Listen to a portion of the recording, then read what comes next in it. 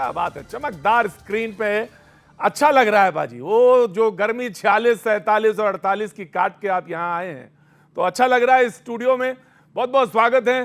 फिर आपसे मुलाकात तो मेरी वहीं होगी जहां रोज होती है, लेकिन आज कुछ बातें आंकड़ों पर है, बात कुछ इस पर है कि सर्वे पर है, बात तमाम सारे बयानों पर है, तो लिहाजा मुझे यहां आज स्टूडियो में मौजूद रहना पड़ा। तो बातचीत के सिलसिले को मैं आपसे जोड़ूंगा। मैं जो मेहमान हमारे साथ इस वक्त मौजूद हैं, इस वक्त मैं इसलिए बोल रहा हूं कि कुछ लोग आ रहे हैं, कुछ लोग बीच में जुड़ जाएंगे, तो इसलिए ये बात मैंने बोली है। लेकिन इस समय जो मौजूद हैं, धर्मेंद्र यादव जी समाजवादी पार्टी की तरफ से, बहुत बहुत स्वागत है धर्मेंद्र जी। हमारे साथ गार्गी नंदी रॉय जी हैं, राजनीतिक विश्लेषक हैं, बहुत बहुत स्वागत है आपका, बहुत बहुत शुक्रिया, thank you so much. Thank you ji, Shantanu Gupta ji राजनीतिक विश्लेषक, बहुत बहुत शुक्रिया, थैंक यू सो मच। और पवन शर्मा जी हमारे साथ शो में लगातार मौजूद रहते हैं, आज एक बार फिर से मौजूद हैं, आम आदमी पार्टी का प्रतिनिधित्व कर रहे हैं, बहुत बहुत शुक्रिया, थैंक यू सो मच। मैं कुछ बयान सामने रख देता हूं और फिर मैं जानना चाहता हूं प्रतिक्रिया। बातचीत का सिलसिला वहीं से शुरू करेंगे, जब कांग्रेस आएगी और बीजेपी तो वो शो में जुड़ जाएंगे। राहुल गांधी, इसका नाम एग्जिट पोल नहीं, इसका नाम मोदी मीडिया पोल है। ये मोदी जी का पोल है, ये उनका फैंटेसी पोल है। एग्जिट पोल का आधार ईवीएम नहीं डीएम है। अखिलेश यादव जी, स्टार्ट मैं आप ही से करता हूं जी। धर्मेंद्र जी। प्रत्येक जी, ये बात बिल्कुल सच है जी कि एग्जिट पोल डीएम का है, ईवीएम का नहीं है। क्यों? अगर इसलिए क्योंकि इस देश के निवर्तमान गृह मंत्री आदरणीय अमित शाह जी को आपके चैनल पे मैंने देखा था कि 150 कलेक्टर को फोन किया गया। किस लिए किया गया? ऐसी क्या जरूरत थी जो आचार आदर्श संहिता का उल्लंघन हो सकता है इस बात में? अगर आपको कोड ऑफ कंडक्ट लगा हुआ है तो उस बीच में बात करने की पूर्व गृह मंत्री को क्या आवश्यकता पड़ गई? इससे संदेह पैदा होता है। दूसरी बात, अभी तो पूर्व नहीं कहा जाएगा। कोड ऑफ कंडक्ट पवन जी अभी तो नहीं, अभी नहीं, जो मैं शब्द है वो मैं कर रहा हूं, अभी पूर्व नहीं है जी।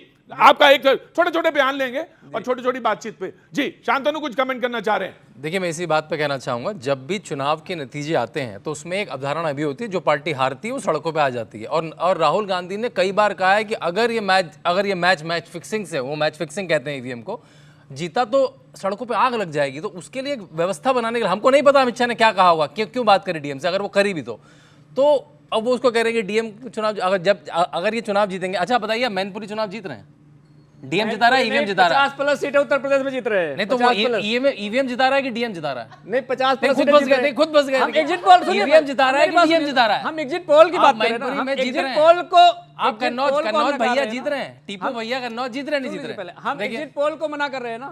नहीं, ईवीएम जिताएगा, आप डीएम एग्जिट जिताएगा। पोल को मान रहे हैं, हमारे मान रहे हैं? बताइए, 295+ इंडिया गठबंधन जीत रहा है, हम तो 4 जून को मानेंगे जो आएगा। हम भी 4 जून को ही मानेंगे। उस दिन ईवीएम जिताएगा, डीएम जिताएगा। नहीं, अगर 200, सुनिए पहले, अगर 295+ सीटें हमारी आएंगी तब तो ठीक है। नहीं तो तब तो ठीक है, मतलब तब भी खेल बड़ा रोचक है, खेल बड़ा रोचक है। और ये आप बने रहिएगा, 4 तारीख को सुबह मेरे ठीक टाइम पे जुड़ जाइएगा। अब ये चैनल से साथ जुड़िएगा, लेकिन please complete your sentence. Shantanu भाई अपना सेंटेंस क्लियर करिए, फिर आम आदमी पार्टी। देखिए, जो आपने कहा कि ये लोगों ने एग्जिट पोल पे कुछ शिकवा छोड़ा, देखिए एक बार को ओपिनियन पोल से तो प्रतीक भाई को माहौल बना सकता है, मैं मानता हूँ ओपिनियन पोल से, लेकिन एग्जिट पोल से कोई चैनल अपनी फजीयत क्यों करेगा? एग्जिट पोल से कोई पोस्टर अपनी फजीयत क्यों करेगा? एग्जिट पोल से क्या माहौल बनेगा? अब तो सारा पोल पड़ चुका है, 4 दिन बाद खुलासा हो जाएगा, चैनल की और टीआरपी खराब होगी, सब लोग थू करेंगे भाई तुमने गलत दिखाया था। एग्जिट पोल से शायद सट्टे बाजार में कुछ हो सकता है, सट्टे बाजार के लिए तो आप मुझे लगता है उनका एक बयान है सट्टे बाजार पे। मैं धर्मेंद्र जी वो सट्टे बाजार वाला पे ध्यान रखूंगा जी। पवन जी रिएक्शन, योर फर्स्ट रिएक्शन। देखिए, बहुत सारे हमने पोल देखे, लेकिन मुझे नहीं पता किस पोल एजेंसी ने कितना सैंपल साइज लिया, कहां से सैंपल साइज उठाया, वो अलग की बात है, ज्यादा था ये वाला, वो अलग की बात। हमने कई सारे पोल देखे, दिल्ली के अंदर हमने देखा, 2013 में देखा, 2015 में देखा, इवन 2020 में देखा। सारे पोल एजेंसियों ने आम आदमी पार्टी को हारा हुआ बताया था, लेकिन आम आदमी पार्टी सरकार बनी प्रचंड बहुमत से। दूसरी बात, अब रही बात, आपने सवाल उठाया था कि 2 दिन में ऐसा क्या माहौल बन जाएगा कि झूठा पोल दिखा देंगे। उसके आंकड़े हैं, उसके रीजंस हैं। एक तो क्या होता है कि आरएसएस के अंदर आपने देखा, भारतीय जनता पार्टी ने आरएसएस को पहली बार कहा कि हमें आपकी जरूरत नहीं है। तो आरएसएस के अंदर भारतीय जनता पार्टी की अंतर कलह जो थी, उसके अंदर इनको लगा कि अगर ये माहौल नहीं बनेगा तो आरएसएस के अंदर से 2-4 नाम आ जाएंगे पीएम फेस के लिए, उसको रोकने के लिए किया। दूसरा मैं बात पूरी कर देता हूं। गजब। अच्छा एक मिनट, मैं एक मिनट कहता हूं। पवन जी, मैं बीच में टोकता नहीं हूं, आपको मालूम है, मैं बिल्कुल नहीं टोकता, लेकिन गजब की स्क्रिप्ट लाए हैं आप। फिल्म कौन सी बना रहे हैं मुझे पता नहीं, पहले स्क्रिप्ट बड़ी गजब की लाए हैं। देखिए मैं राजनीति का छात्र हूं, इतना मैं समझता हूं आंकड़ों को। of course। पहली बार ऐसा हुआ कि आरएसएस जो भारतीय जनता पार्टी के लिए कैडर का काम करती थी, हर जगह जाके पर्चियां बांटते थे, वोट निकालते थे, उनको नड्डा जी ने कहा कि हमें आपकी जरूरत नहीं है। क्यों कहा? क्यों कहा उसका बताता हूं। इसलिए कहा कि आरएसएस ने सिर्फ मात्र एक बार कहा था कि प्रधानमंत्री मोदी जी की लोकप्रियता घट रही है, इससे भारतीय जनता पार्टी घबरा गई, उनको कहा कि आपकी जरूरत नहीं है। अगर इनको लगा 2 दिन माहौल नहीं बनेगा तो क्या ऐसा ना हो कि आरएसएस 2-4 नाम निकाल दे हमारे पीएम। मैं आपको रोकना चाहूंगा, बराए मेहरबानी मैं आपको रोकना चाहूंगा। किरण रिजिजू जी हमारे साथ जुड़ रहे हैं, केंद्रीय मंत्री, और मैं उनसे बातचीत का सिलसिला जोड़ना चाहता हूं। बहुत बहुत स्वागत है सर आपका। Thank you so much for coming here. Thank you sir. मैं जानना चाहता हूं, पहले तो मैं आपको ईस्ट की बधाई देना चाहता हूं, फिर बाकी सवाल तो बाद में, कि सिक्किम में भी और अरुणाचल प्रदेश में सरकार बनी है। तो पहले तो अरुणाचल प्रदेश की आपको बहुत बहुत बधाई। धन्यवाद जी। देखिए अरुणाचल में भी हमारा एनडीए का सरकार बन गई है और सिक्किम में भी एनडीए का सरकार है, और सिक्किम में तो इंडिया गठबंधन को सीट नहीं है, और अरुणाचल में ये जो इंडी अलायंस को एक सीट मिला है वो भी हमारा गलती से, हम मिस्टेक कर दिए, एक सीट में टिकट देने में गलती किया, वरना वहाँ भी 0 होते। तो नॉर्थ ईस्ट में दोनों सीट एनडीए के पास चले गए हैं, और अरुणाचल तो हमेशा से बीजेपी के लिए बहुत शुभ राज्य रहा है जी। 2016 में पहली बार मोदी जी प्रधानमंत्री बनने के बाद अरुणाचल में बीजेपी की सरकार बनी, और तब से लगातार बीजेपी एक स्टेट के बाद दूसरे स्टेट सरकार बनते जा रहे हैं, और आज बीजेपी और एनडीए ही पूरा नॉर्थ ईस्ट में सरकार बना के चला रहे हैं। किरण भाई आपने जब कहा कि ईस्ट जो है, किरण भाई आपने जब कहा कि ईस्ट बहुत शुभ रहा है तो आपने थोड़ा सा मुस्कुराया, लेकिन एक जगह आपने कहा कि थोड़ा अगर सीट का ठीक से डिस्ट्रीब्यूशन हुआ होता या चुनाव सही होता तो शायद ज्यादा बेहतर होता। तो ऐसा लगता है कि बहुत जगह अगर हम देश में बात करें, अगर चुनाव को ओपन करें और पूरे चुनाव के परिप्रेक्ष्य में बात करें, महत्वपूर्ण मंत्रालय आप संभाले हैं, तो मैं आपसे जानना चाहता हूं कि इसको खासतौर से इसको लेकर बहुत सारी बातें हुई कि मोदी जी को लेकर तो कोई बात नहीं थी, लेकिन चुनाव में जो कैंडिडेट्स थे उनको लेकर तमाम जगह बातचीत आई। किरण रिजिजू जी। नहीं, ऐसा है, अरुणाचल में तो एक सीट, जैसे मैंने कहा, एक सीट कांग्रेस को मिली है। पूरे नॉर्थ ईस्ट में एक एमएलए सीट कांग्रेस को मिली है, वो भी हमारा गलती से, मैंने वही कहा, बाकी तो सब हमारा बीजेपी ने स्वीप किया है, और 2-4 सीट हमारे एनडीए पार्टनर्स को मिले हैं। देश भर में मैं तो अरुणाचल कैंपेन में भी था, फिर कश्मीर में, कन्याकुमारी में, और मुंबई में, और आंध्र प्रदेश, तेलंगाना, सब जगह गए हैं। हर जगह एक ही करंट, एक ही आंधी चल रही थी, वो है मोदी जी का आंधी, क्योंकि देश पूरा एकजुट कह रहे थे कि मोदी जी को तीसरी बार फिर से प्रधानमंत्री बनाना है, और इसी पे ही इलेक्शन हुआ है। बाकी इंडी गठबंधन ने कहीं डिस्ट्रैक्शन करने का, मोदी जी पे निजी तौर पर हमला किया, प्रहार किया, और अनाप शनाप बातें की, जाति का नाम लेकर के, धर्म का नाम लेकर के। लोग सुनने के लिए तैयार ही नहीं है। लोग ये कहते हैं कि इस देश को सिर्फ मोदी जी ही आगे ले जा सकते हैं। इसलिए ये वेव जो देखा है एग्जिट पोल्स में भी लगभग वही चीज़ देखने को मिल रहा है। एक सवाल जो अमूमन बार बार कहा जा रहा है, और अभी चर्चा भी हम लोग कर रहे थे, और स्टूडियो में चर्चा भी उसी पे चल रही थी कि इसमें बीच में आप आए और बातचीत का सिलसिला जुड़ा। राहुल गांधी कह रहे हैं कि ये मोदी मीडिया पोल है, और समाजवादी पार्टी के नेता अखिलेश जी कह रहे हैं कि ये ईवीएम नहीं, इसका आधार ईवीएम नहीं है, ये डीएम आधार है जिस पर ये बोला जा रहा है। किरण रिजिजू जी। देखिए, जो चाहे राहुल गांधी हो, चाहे कोई इंडी गठबंधन के जो भी हो, वो 2 दिन के लिए अपने आप को खुश रखना चाहते हैं तो उनको मुबारक जी अभी एग्जिट पोल आए हैं, परसों काउंटिंग है, जी 2 दिन का ही तो गैप है। ये जो 2 दिन के अंदर में अगर वो बहुत ही खुश रहना चाहता है, अपने आप को अलग दुनिया में ले जाना चाहता है, तो वो हम रोक नहीं सकते हैं। लेकिन एग्जिट पोल और काउंटिंग का दिन इतना कम गैप है, और इस बीच में हमारे एग्जिट पोल्स करने वाले जितना भी एजेंसीज है, न्यूज़ चैनल्स हैं, उनका आप इस तरीके से हंसी मजाक में उड़ाएंगे, ये ठीक बात नहीं है। नहीं, उसका कहते हैं, वो कह रहे हैं ना कि अखिलेश जी कह रहे हैं कि वो इसका आधार ये है कि थोड़ा सा जो आपका बाजार है, शेयर बाजार, उससे कुछ जाते जाते वो लाभ उठाना चाहते हैं। वो इस बात को कह रहे हैं। अखिलेश जी तो हमसे छोटे हैं, वो पार्लियामेंट में भी एमपी रहे हैं और मुख्यमंत्री भी रहे हैं। पता नहीं एक पारिवारिक जो उसको लाभ मिला है पद का, वो सही है, मगर उनको मैं बहुत गंभीर राजनेता नहीं मानता हूँ, क्योंकि वो भी थोड़ा थोड़ा राहुल गांधी जैसा ही है। कोई भी चीज़ सोच समझ करके नहीं बोलते हैं, और चीज़ों का गहराई से अध्ययन नहीं करते और समझ नहीं है। ऐसे ही बड़े बाप का बेटा है और पद मिल गया। अब इस तरह के चुनाव के समय में आप नीतिगत बात कीजिए। अगर बीजेपी का कोई पॉलिसीज पसंद नहीं है तो वो तर्क रखिए, बात कीजिए।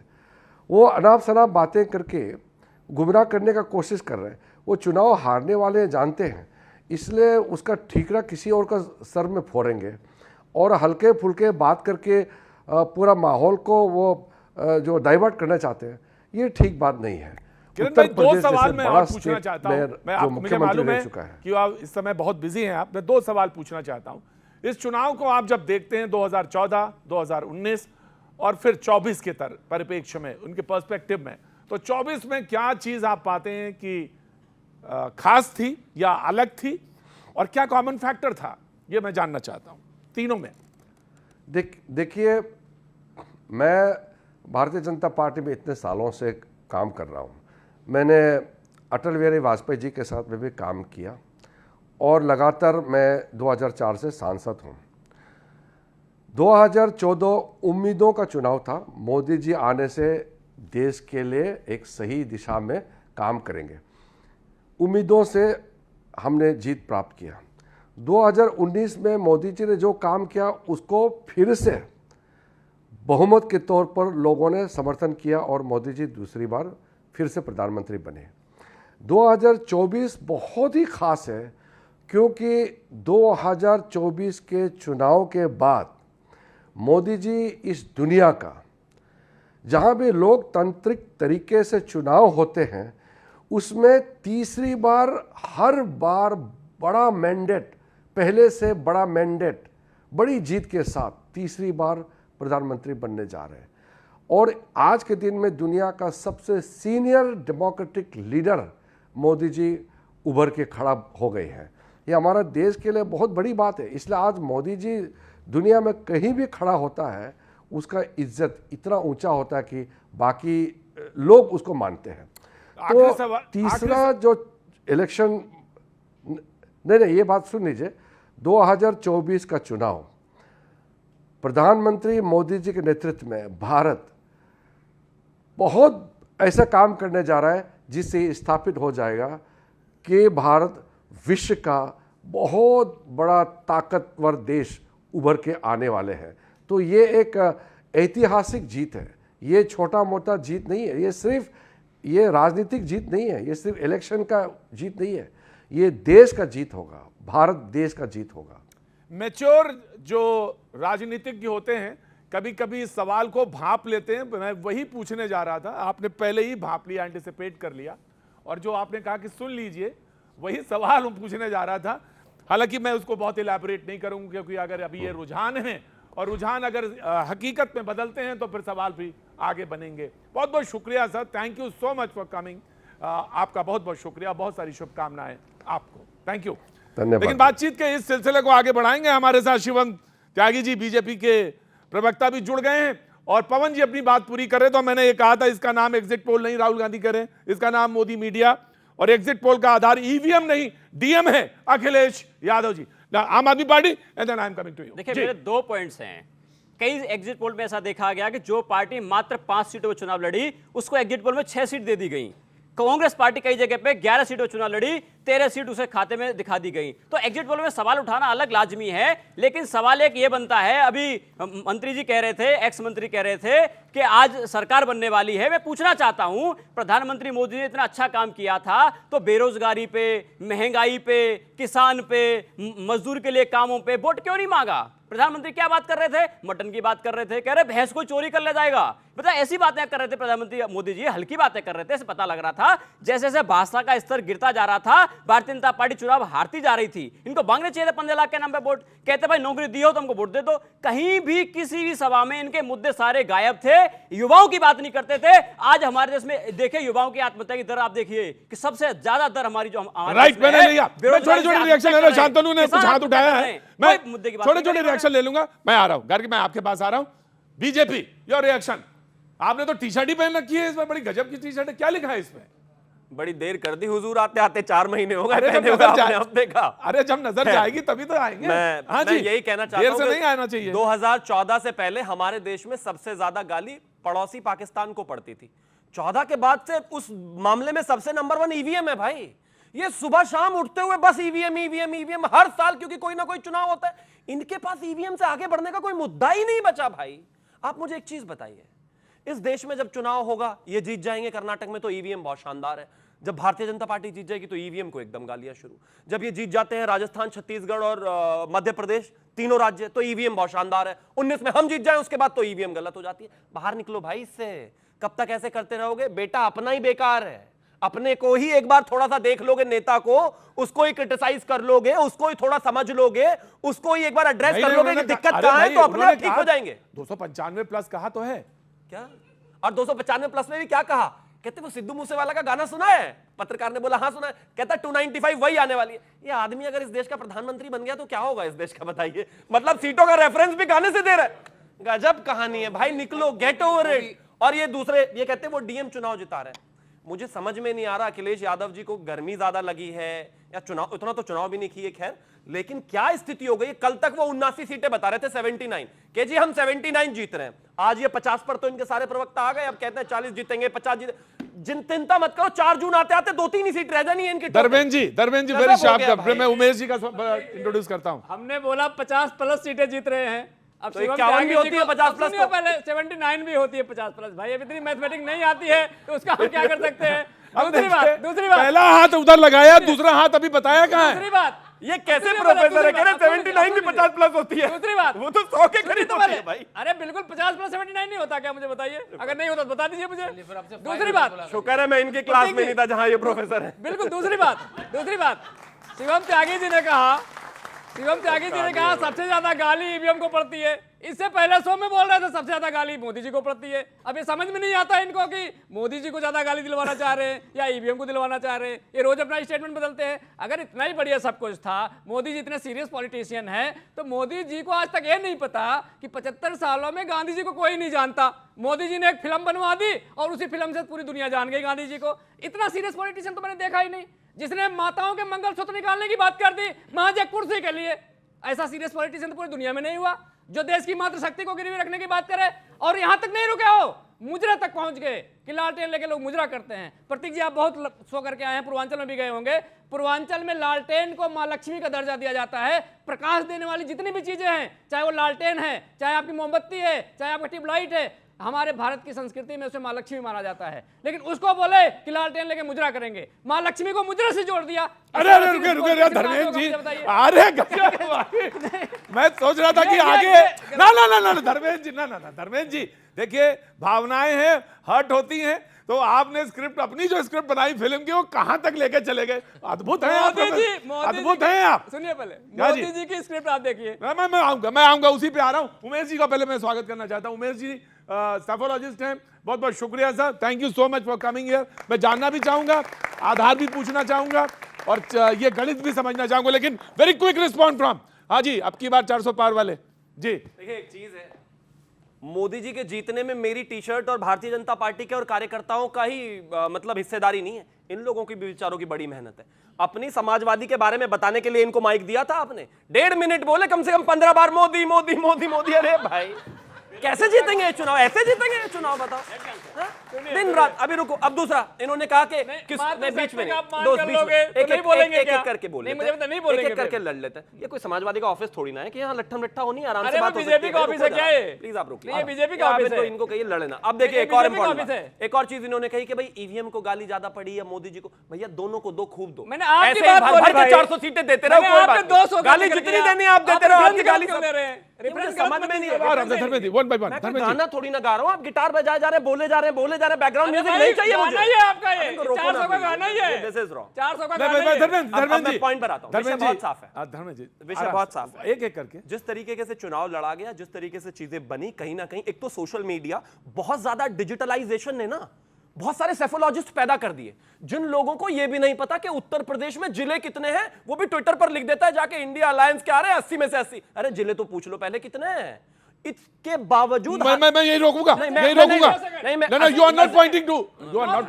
मैं धर्मेंद्र दे दूं। माफ 10 सेकंड। अरे तो ऐसे ना मारिए, मेरे तो मुझे कोई सीट जिले थोड़ी की ना। राजधानी बनाती है, धर्मेंद्र जी, आप तो ऐसे कह रहे हैं जैसे मुझे कोई सीट देनी है आपको। अरे आप तो वैसे सेकंड्स मांग रहे हैं ना। 10 सेकंड। ले लो, आप मांगे। मैंने बोला ना, इस हाँ। देश के प्रधानमंत्री कहते हैं जिले की भी राजधानी होती है, ये भी देश को पता चल अरे गया। सोशल मीडिया ना होता तो शायद ये भी नहीं पता चलता, सारी ये बताना चीजें भूल गए। जी मुझे जी पूरा तो कर लेने दीजिए। हाँ। Thank you. उसका रीजन मैं कह रहा हूं, इसी वजह से एक माहौल चुनाव से पहले बनाया गया जिसमें यह कहा गया कि इंडिया अलायंस 300 जीत रहा है, 400 जीत रहा है, 295 जीत रहा है। कहीं कोई माहौल नहीं था ऐसा भाई। एक चीज बताइए, एक अलायंस है जो दिल्ली में साथ है, पंजाब में अलग है, चंडीगढ़ में साथ है, जो दिल्ली में साथ है केरला में अलग है, जो दिल्ली में साथ है पश्चिम बंगाल में अलग है। भाई ऐसे राजनीति नहीं हो सकती। 24/7 पॉलिटिक्स करने वाले नेता है आप लोगों के सामने। उद्धव ठाकरे जी को देख लीजिए, चुनाव खत्म हुए नहीं, महाराष्ट्र में सबसे पहले पहली फ्लाइट यूरोप की पकड़ी और भाग गए। ऐसे चुनाव होंगे क्या? दूसरी तरफ हमारे प्रधानमंत्री जी है, वोटिंग खत्म हुई नहीं कि मंदिर पहुंच गए साधना करने, अभी साधना करके वापस आए नहीं थे कि आने वाले 5 साल में 100 दिन का प्लान बनाने के लिए मीटिंग कर रहे हैं अपने कैबिनेट के साथ। बराबरी नहीं कर सकते, सीधा समझिए। जी धर्मेंद्र जी, एक मिनट जी, वेरी क्विक, वेरी क्विक। 2-3 सवाल थे। मैं आज आपके चैनल पे कह रहा हूं इंडिया अलायंस की 295 प्लस सीट आ रही हैं। ये देश के लोग कह रहे हैं, उसकी वजह है भारतीय जनता पार्टी जो माहौल बनाने की कोशिश कर रही है, चाहे एग्जिट पोल के माध्यम से माहौल बना रही है, उसके 2-3 वजह हैं। एक तो अधिकारियों पर प्रेशर डालने की कोशिश करी जा रही है कि हमारी सरकार आ रही है, जो हम चाहेंगे उस तरीके से आप कर दीजिए कि किसी का जो भी करना है, अनुचित काम जो भी करना पड़ेगा वो कर दीजिए। दूसरा, इनके जो दोस्त यार हैं उन्होंने शेयर मार्केट में पैसा लगा रखा होगा, तो लग रहा है कि 2 दिन में पैसा निकाल के भाग जाएंगे। इन्होंने कहा कि झोला उठा के चल देंगे, झोला उठाने की बारी शुरू हो चुकी है। भाई आप बताते ना कि किस राज्य में सीट इनकी बढ़ रही है, एक राज्य बता दो। भाई दिल्ली में कम हो रही है, बिहार में कम हो रही है, यूपी कम हो रही है, महाराष्ट्र कम हो रही है, मैं आपको केरला सवाल कम दूंगा। हो रही है, राइट। कर्नाटक कम हो रही है, सारे राज्यों सर राइट। में गार्गी मैं आपको सवाल दूंगा इनका। इन्होंने कहा कि कैसे विश्वास कर रहे हैं कि 3-0 से 3 सीटें पंजाब में आपको मिल रही। मैं आपको सवाल यही दूंगा, लेकिन Gargi want to respond something. या वेरी हाँ, आपका जो सवाल था कि इलेक्शन ईवीएम ने डीएम जिता रहे हैं, एंड वो जो ये बोल रहे हैं, एक कहावत है ना हिंदी में कि नाच ना जाने तो आंगन टेढ़ा। तो वो जो है ना, वो लोग बहाना बांग्ला की बोले, नाच ना जान ले। नहीं बांग्ला की बोले की कहावत बोले। इसका पहले मुझे बांग्ला में बताइए, तब तो मजा आएगा मुझे कि बांग्ला में क्या कहते हैं, तब तो मैं बंगाल के चुनाव तक पहुंच जाऊंगा। बांग्ला में क्या बोलते हैं इसको? नाच ना आवे आंगन टेढ़ा। हाँ, तो अभी क्या है, अभी इनको पता है, वो हार तो दिख रहे हैं ना। ये बात बताइए, 2014 में मोदी मीडिया क्या था? 2014 में तो नहीं था ना, तब एग्जिट पोल में क्या हुआ था? अभी हिमाचल में एग्जिट पोल क्या आया था? कर्नाटक में एग्जिट पोल क्या कह रहे थे बताइए आप? कभी नहीं बोला था कि आम आदमी पार्टी को 27 सीट दिखाई थी। नहीं, सीट कितनी आई? 67 सीट आई 70 में से। एग्जिट पोल ने बताया था। एक सेकंड, 2020 में क्या बोला? 2020 में कहा कि आम आदमी पार्टी की सरकार ही नहीं बन रही है। पवन जी, आप लोग 62 सीट आई, प्रचंड बहुमत से सरकार बनी। ऐसे तमाम सारे राज्य हैं। बात एग्जिट पोल की नहीं है, बात ये है कि मुद्दों पे चुनाव लड़ा गया कि नहीं लड़ा गया। भारतीय जनता पार्टी चुनाव हार रही है क्योंकि इनके पास मुद्दे ही नहीं थे। मुद्दे है, विकास भी है, विरासत भी है। एक सेकंड बात करने दीजिए। हाँ, विकास भी है, विरासत भी है, और ये देश वही चाहते हैं। पवन जी, नौकरी चाहिए युवाओं को, अरे किसानों को अपनी फसल का दाम चाहिए, आपको पता है कि डीएपी के रेट चाहिए, एक सेकंड, अरे पवन जी, पवन जी चुनाव जीतेंगे तभी तो ये सब पूरा करेंगे आप। सरकार बन रही है, अच्छा, आपको नौकरी मिलेगी, किसानों की बात होगी, महिलाओं की बात होगी, मजदूरों की बात होगी। 25 करोड़ लोगों को जो पॉवर्टी से ऊपर आए हैं, अगर लोगों को पास नौकरी नहीं है, आप मुझे बोलिए ये जो डेटा है 25 करोड़ लोग आए हैं ना बीपीएल लेवल से ऊपर, कैसे आए हैं आप बताइए। जब देश में इतना सड़क बनते हैं तो क्या डेवलपमेंट नहीं हो रहा है? कहां से नहीं? आज 5th लार्जेस्ट इकोनॉमी है तो आप बोलोगे कि नहीं नौकरी नहीं है?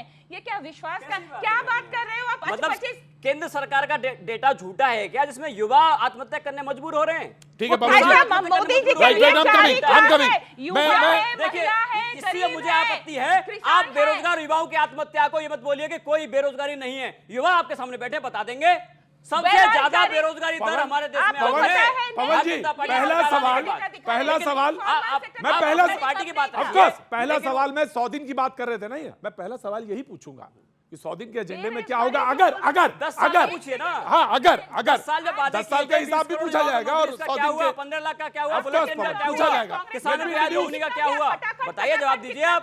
अरे खटाखट फटाफट से सरकार नहीं चलती, युवाओं को नौकरी देने सरकार चलती है। अब इंडिया अलायंस की सरकार बन रही है, इंडिया अलायंस की सरकार आपको युवाओं को नौकरी भी देगी, महिलाओं की बात करेगी, सबकी बात करेगी। One by one Gargi promises करते हैं ना, गार्गी लोगों को समझ में आ गए थैंक यू हैं। गार्गी उमेश जी बहुत बहुत स्वागत है आपका। और ये जो अभी बात हो रही थी, हालांकि वो आपको नहीं कह रहे थे, लेकिन वो ये बात कह रहे थे, बातचीत की नए नए सेफोलॉजिस्ट आ गए हैं, बहुत सारे लोग मार्केट में हैं, बहुत सारे लोग सर्वे कर रहे हैं, तो उनको ये लग रहा है कि बात, हालांकि बीजेपी के पॉइंट ऑफ व्यू से नहीं बात कर रहा हूं मैं, ये बात कह रहा हूं कि इन्होंने लगा कि ईवीएम नहीं डीएम लड़ रहे थे। क्या कोई अंडर करेंट थी जिसको कि बराबर पूरे देश में थी और लगातार थी? एक ही कॉमन फैक्टर 14 का भी था, 19 का भी था, 24 में भी था, ऐसा लग रहा था। और जो सर्वे है आपका, हाउ साइंटिफिक इट इज? जी मैं खड़े हो जाएंगे तो अच्छा लगेगा। थैंक यू सो मच जी। जी सो जहाँ तक लहर की बात है जी। ऐसी कोई मेजर लहर देखने को नहीं मिल रही थी। हाँ। अलग अलग स्टेट में अलग अलग मुद्दे थे, उन पे चुनाव होता नजर आया है। जी। ठीक है, वो एक पॉइंट नंबर 1। जी। दूसरा, हमने कैसे किया। हाँ तो ये एक बड़ा साइंटिफिक तरीका होता है करने का। अगर हम साइंटिफिक तरीके से नहीं जाएंगे, जो डेटा हमारे पास आएगा वो बहुत बायस्ड होगा और जो फिगर्स निकल के आएंगी वो कभी इधर जाएंगी उधर जाएंगी, तो बड़ा कंट्रोल करके हमें करना होता है। सो हमने जो एग्जिट पोल किया उसमें हमने देश के 21 मेजर राज्य कवर किए और उन राज्यों में करीब 518 लोकसभा सीट हैं, वो सारी की सारी हमने कवर की। और हर लोकसभा सीट में हम 3 विधानसभा क्षेत्र में गए और हर विधानसभा क्षेत्र में हम 10 पोलिंग स्टेशन हमने पकड़े और हर पोलिंग स्टेशन में हमने करीब 15 इंटरव्यूज़ किए। और ये कंट्रोल रखा हमने कि हमारे जो इंटरव्यूअर्स जा रहे हैं वो वहीं जाके इंटरव्यू करें जहाँ पे करना है। उसके लिए हमने उनके मोबाइल डिवाइस में जीपीएस ट्रैकर लगाया हुआ था कि जहाँ इंटरव्यू होना है वहीं हो, ये नहीं कि। और डिफरेंट लैंग्वेजेस में किए, सवाल पूछे डिफरेंट लैंग्वेजेस में पूछे, 11 लैंग्वेजेस में हमने ट्रांसलेट किया। 11 लैंग्वेजेस में। हाँ हाँ तो जी। एक सवाल है, क्योंकि मुझे मालूम है धर्मेंद्र जी मेरी तरफ देख ही रहे होंगे, हालांकि मैं उनकी तरफ नहीं देख रहा हूं, वो मेरी तरफ देख ही रहे होंगे, क्योंकि उनके दिमाग में एक सवाल आया होगा कि वैक्सीन लगाते समय इन्होंने एरर वाला सवाल नहीं बताया था कि इसमें एरर हो सकता है। तो मैं इनसे पूछ लेता हूं, अभी मैं पूछ लेता हूं, वैक्सीन वाले में पता नहीं पूछा था, लेकिन मैं पूछ लेता हूं। अब पवन जी आ रहा हूं। अरे मैं पूछूंगा, मैं इतना डिबेट ओपन रखता हूं, उसके एंड्स इतने ओपन रखता हूं कि सो दैट कि आपको कोई दिक्कत नहीं होगी। जो है कि मोदी जी का मीडिया है, तो क्या मोदी जी ने आपको भेजा था और मोदी जी ने बोला था कि ये तो सवाल ही नहीं उठता, ये तो नहीं, वो तो नहीं, सवाल ही नहीं। क्योंकि आपके साथ सवाल जो आप मैं कोई आपसे blame कर पूछना रहे चाह हैं रहा ना। हूं, सवाल मैं जो आपसे पूछना चाह रहा हूं वो ये कि इसमें एरर के चांसेस कितने हैं, क्योंकि सबके दिमाग में एक बात है कि जो आप पॉइंट दे रहे हैं, जितने आप दे रहे हैं, है ना भाई, ये सवाल ठीक है ना, है ना? अब मेरे हाँ में हाँ ना मिलाओ अपनी बात, जो बोलो ना जोर से, सही बात है। तो एरर हाँ, सर्वे करने वाला तो फर्जी भी डाल सकता है डाटा। हाँ, सर्वे करने वाला फर्जी डाटा भी तो डाल सकता है अपना काम पूरा करने के लिए जल्दी। तो जो 518 में आपने सर्वे किया है उसमें एरर के कितने चांसेस हैं? यहाँ पे जो लोग बैठे हैं, जो स्टैटिस्टिक्स पढ़े हैं, उन्हें पता होगा कि एक टर्म होता है मार्जिन ऑफ एरर। जी। तो हमारा जितना बड़ा सैंपल साइज होता है उतना मार्जिन ऑफ एरर कम होता जाता है। तो हमारा प्लांट सैंपल साइज था 93,240 और हमने एक्चुअल सैंपल साइज अचीव किया 1 लाख के ऊपर। Okay so with this sample size जो हमारा मार्जिन ऑफ एरर देखा जाए, क्योंकि सैंपल एक साथ तो है नहीं, अलग अलग राज्यों में बटा हुआ है, तो अगर ब्रॉडली हम देखें तो मार्जिन ऑफ एरर हम वोट शेयर पे लगाते हैं, सीट पे नहीं लगता है। वोट शेयर पे लगाते हैं। वोट शेयर पे लगता है, तो वोट शेयर पे हमारा ±5% का मार्जिन ऑफ एरर है। +-5 सीट्स, +-5 सीट और परसेंटेज, परसेंटेज वोट शेयर में कह रहा हूँ, वोट शेयर पे परसेंटेज सीट पे नहीं लगता। Vote share to convert. अब नाउ आम आदमी पार्टी जी, सवाल मैंने पूछ लिया, आप मुतमईन होइए। हाँ, पहले मैं आपको रिस्पॉन्स मैंने बोला था जी, अब की बार 400 पार वाले जी। नहीं, आप उनको ही दे दीजिए। सबसे पहले आज उनके बॉस तिहाड़ गए हैं, तो उनको दर्द सबसे ज्यादा है। ताली इनके लिए बजा दो, भी गए थे, ताली बजा दो इनके लिए। गए थे, डाल दो सबको तैयार भाई, आपकी सरकार है आज। लेकिन आप क्या करोगे 4 तारीख के बाद? हाँ, क्या भगत करोगे? सिंह झोला उठा के भागोगे? भगत सिंह तो अपनी किस साथी करोगे? स्वाति मालीवाल को पीट करके ना, बताओ, प्लीज ये चिल्लाते बताओ, नहीं। अटल बिहारी वाजपेयी जी का क्या हुआ? ये देखिए, जेल गए थे? ये एक शब्द बोलते ही भड़क जाते हैं एकदम, समझ भगत में। सिंह जेल गए थे, आज से भगत आप सिंह इनको को रोके जेल ना। नहीं कहते ये भाई लोग। भाई बताइए क्या गुनाह है? राइट, देखिए, मैं बात से ऑफकोर्स आप ही को चांस दे दूंगा, मैं दे दूंगा, लेकिन मैं इनको एक बार वार्निंग दे दूं, आप जले में नमक क्यों छिड़कते हैं? एक तो बेचारों के लिए तालियां बजवा दी, ऊपर से अच्छा आपने नमक ठीक है, छिड़क दिया। अभी मौका बोलने का तो योर दीजिए। Chance first and then you will respond जी। First chance yours. देखिए, मैं सबसे देख पहले रहे, जेल कोई गया और प्रधानमंत्री फायदा मोदी जी किसको को हो रहा कोट है? करना चाहता हूं। प्रधानमंत्री मोदी जी ने टीवी चैनल के सामने कहा कि अरविंद केजरीवाल शातिर है, कोई सबूत नहीं है। इसका मतलब यह है कि अरविंद केजरीवाल के खिलाफ कोई सबूत नहीं मिला और आज जेल में क्यों हैं? अरविंद केजरीवाल जी ने मोदी जी के खिलाफ खड़े होने की हिम्मत करी, उन्होंने सच्चाई का साथ देने की हिम्मत करी। आज देखें, ईडी कहती है कि अरविंद केजरीवाल जी को जेल में डाला हुआ है। किस लिए डाला हुआ है? पीएमएलए कानून संशोधन इन्होंने किया, बिना किसी सबूत के आप किसी को अनिश्चितकालीन के लिए जेल में डाल सकते हैं। अरविंद केजरीवाल के पास कोई सबूत मिला ही नहीं, अरे डाल दीजिए जेल में। जेल तो हमारे जो सारे पूर्वज थे वो सारे जेल गए थे, अटल बिहारी वाजपेयी जेल गए थे, भगत सिंह जेल गए थे, तमाम सारे लोग जेल चले गए। हम देश को बचाने के लिए, बाबा साहब अम्बेडकर के संविधान को बचाने के लिए लाख बार जेल जाने को तैयार हैं। इस पे हम देश के लिए अपने खून का एक एक कतरा न्यौछावर करने के लिए तैयार हैं, लेकिन इनकी गुंडागर्दी के सामने झुकने के लिए तैयार नहीं है। अब 4 तारीख को ये लोग जाने वाले हैं, कुछ बोलने कोई हम इनकी बात का बुरा नहीं मानेंगे। आज ये बुरा नहीं मानेंगे आप कुछ, नहीं, आप 4 तारीख तक कुछ भी बोल रहे हैं, लेकिन कुछ भी नहीं कह सकते। आप खूब बुरा मानो और मैं चाहता हूं आप बुरा मानो, बस बीच में मत बोलना। Thank you. मैं एक चीज कहना चाहता हूं, इस देश में सभी जेल गए, ठीक बात है, गांधी जी गए, सरदार वल्लभ भाई पटेल गए, नेहरू भी जेल गए, इसके अलावा जितने भी लोग हैं, अटल बिहारी वाजपेयी गए, लेकिन एक के साथ एक बोतल शराब बेचने के अंदर वजह में कोई नहीं गया। सब देश के लिए लड़ने गए। ये शराब बेचने वाले अपने आप को भगत सिंह बता रहे हैं, बताइए, शर्म की बात है ये। और एक और चीज देखिए, बार बार कहते हैं प्लीज बीच में नहीं, मैंने कहा था ना, चाहे कितना भी दर्द हो लेकिन बोलना मत। क्या मोदी जी अरे दर्द होगा तो बोलेगा भाई, नहीं बोल सकते। अरे जब आदमी भाई आपने समय में बोला। ये कह रहे हैं मोदी तो बोलेगा। देखिए, मैंने पहले कहा था, मोदी झूठे देखिए, कैसे ये गलत हैं? बात है। डिबेट में अरे आपस हम में सब सवाल कह रहे कर हैं मोदी लेते हैं। झूठे, मोदी अरे सच्चे देखिए हैं। ना, please, उन्होंने please, कहा आप कोई एक सबूत चीज नहीं शांतनु, है। मैं आपके पास आ रहा हूं। अच्छा, एक चीज और बताइए। बताइए मुझे, आप मुझे एक चीज बताइए, आप सब यहाँ पर बैठे हुए हैं, हाँ अगर आपने कोई गलती नहीं करी, राइट, हो सकता है आपको किसी ने कोई गलत केस बनाकर कुछ समय के लिए कोर्ट में रख दिया हो, लेकिन आपको लगता है वो आप जेल में रहेंगे हमेशा के? मैं आपसे पूछना चाहता हूं, आपको लगता है इस भाई देश बोलो में ना। ऐसा इस देश में ऐसा कानून है क्या? नहीं। अरविंद केजरीवाल जो करोड़ों रुपए के एक वकील ऑफर कर सकते हैं, अफोर्ड कर सकते हैं, उनसे केस लड़वा सकते हैं, आज बावजूद उसके जेल से बाहर नहीं निकल कर आ रहे हैं। सुप्रीम कोर्ट का मनीष मैंने सिसो- शुक्रिया किया है हाँ, आज। लेकिन जो जमानत दी सुप्रीम कोर्ट ने उस आधार पर दी, सुप्रीम कोर्ट ने कहा कि हम केस की मेरिट पर बिल्कुल नहीं दे रहे हैं, हम इसलिए दे रहे हैं ताकि वो चुनाव प्रचार कर सके। मनीष सिसोदिया, इनके जो हैंडसम मिनिस्टर है, वो पिछले 2 साल 1.5 साल से जेल में है। भाई निकालो उनको। अगर ईमानदार होते ना तो जेल में नहीं होते। और इस देश में मैं एक और चीज कहना चाहता हूं, एक रिक्शे वाले से लेकर, चाय वाले से लेकर, आम आदमी जो कुछ भी करता हो, उसके पास सबसे बड़ी गारंटी अगर कुछ है तो वो इस देश का संविधान है। वो उनको इस बात की गारंटी देता है कि अगर आपके साथ कुछ गलत हो रहा है तो आपको न्याय मिलेगा। लेकिन ये लोग तो बाहर निकल कर नहीं आ रहे। अब एक और चीज बताता हूं, अब सर्वे पर आते हैं। आपने इनको सर्वे का बहुत साइंटिफिक तरीका बताया, इनको समझाया, आप इनको कितना भी समझा लीजिए, एक आदमी अंधा है, उसकी आंखें नहीं है, आप उसको दवाई देकर, ऑपरेशन करके, किसी ना किसी तरीके से उसकी आंखें ला सकते हैं। लेकिन एक आदमी ने आंख बंद कर ली झूठ मूठ के मुझे तो देखना ही नहीं है, उसको आप चाहे कुछ कर लो, देखना नहीं है। जब चुनाव हो रहे थे, जब कहते थे कहीं हवा नहीं है, कहीं हवा नहीं है, अब एग्जिट पोल आ गए, कहते नहीं नहीं 2 दिन का और इंतजार कर लो, जब रिजल्ट आ जाएगा पता है क्या कहेंगे? ईवीएम खराब है। ये मानने वाले हैं ही नहीं कि इस देश में 400 आ सकती है। वही दिक्कत है। 10 सेकंड दीजिए, 10 सेकंड दीजिए।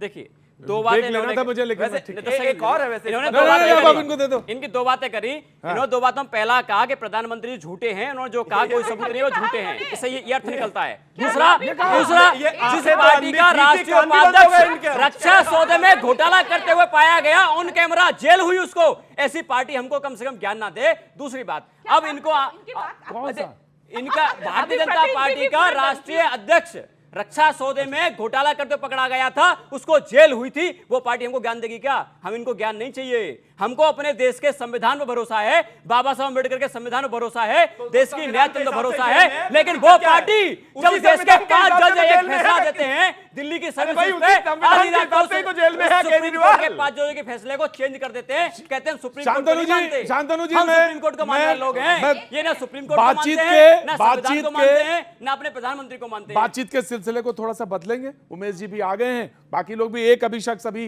कांग्रेस वाले नहीं आए, रास्ते में हैं, तब तक वो भी 2029 तक पहुंच जाएंगे। नहीं, ऐसा मत कहिए आप, ऐसा क्यों बोलते हैं? वो आ जाएंगे, अभी रास्ते में हैं। नहीं, वो कोई बात नहीं, वो आ रहे हैं, हमारे पास आएंगे अभी। तमाम सारी बातें, बातों का सिरे के हिसाब से बातचीत का सिलसिला, तमाम बयान एग्जिट पोल पर, उधर से INDIA की तरफ से भी सीटों को लेकर एक अपना आकलन, रुझान, तमाम सारी बातें। मैं एक बार से पैनल को फिर से इंट्रोड्यूस कर देता हूं। कांग्रेस से ईशान त्यागी जी अब हमारे साथ जुड़ चुके हैं, बहुत बहुत शुक्रिया। पहले तो मैं आपसे और आपकी ऑडियंस से, सम्मानित ऑडियंस से थोड़ी क्षमा मांगता हूं कि मैं ट्रैफिक में फंस गया, कोई स्पेलिंग मीटिंग थी, कोई बात नहीं, कोई बात नहीं। हालांकि शिवम त्यागी जो बीजेपी के, इन्होंने कुछ कहा जरूर था। 29 तक फंसे रहिए। नहीं, लेकिन मैं अच्छा एंकर वो जो इधर की बात उधर ना करे। नहीं शिवम भाई, देखिए ऐसा है कि एग्जिट पोल से बड़े खुश हैं इस समय। हाँ। तो मैं बिल्कुल भी नहीं चाहता कि ये कल तक खुशी इनकी कहीं भी जाए, क्योंकि 4 तारीख को क्या होने वाला है, बहुत बढ़िया बात। 4 तारीख को जो चेहरा है वो ऐसे यू की जगह उल्टा यू हो जाए। क्या बात है, मैं दोनों लोगों से बात करेंगे। पवन शर्मा जी आम आदमी पार्टी से, बहुत बहुत शुक्रिया। वो थोड़ा सा चेहरा जरूर उतरा है आज, है ना नेता? अरे बॉस गए जेल में।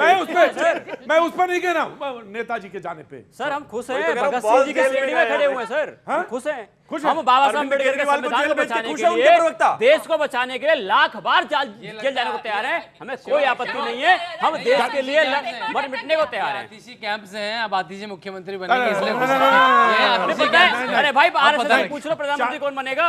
Thank you so much Shantanu Gupta, राजनीतिक विश्लेषक, बहुत बहुत शुक्रिया, thank you so much. Gargi Nandi Roy, राजनीतिक विश्लेषक, बहुत बहुत शुक्रिया, थैंक यू सो मच।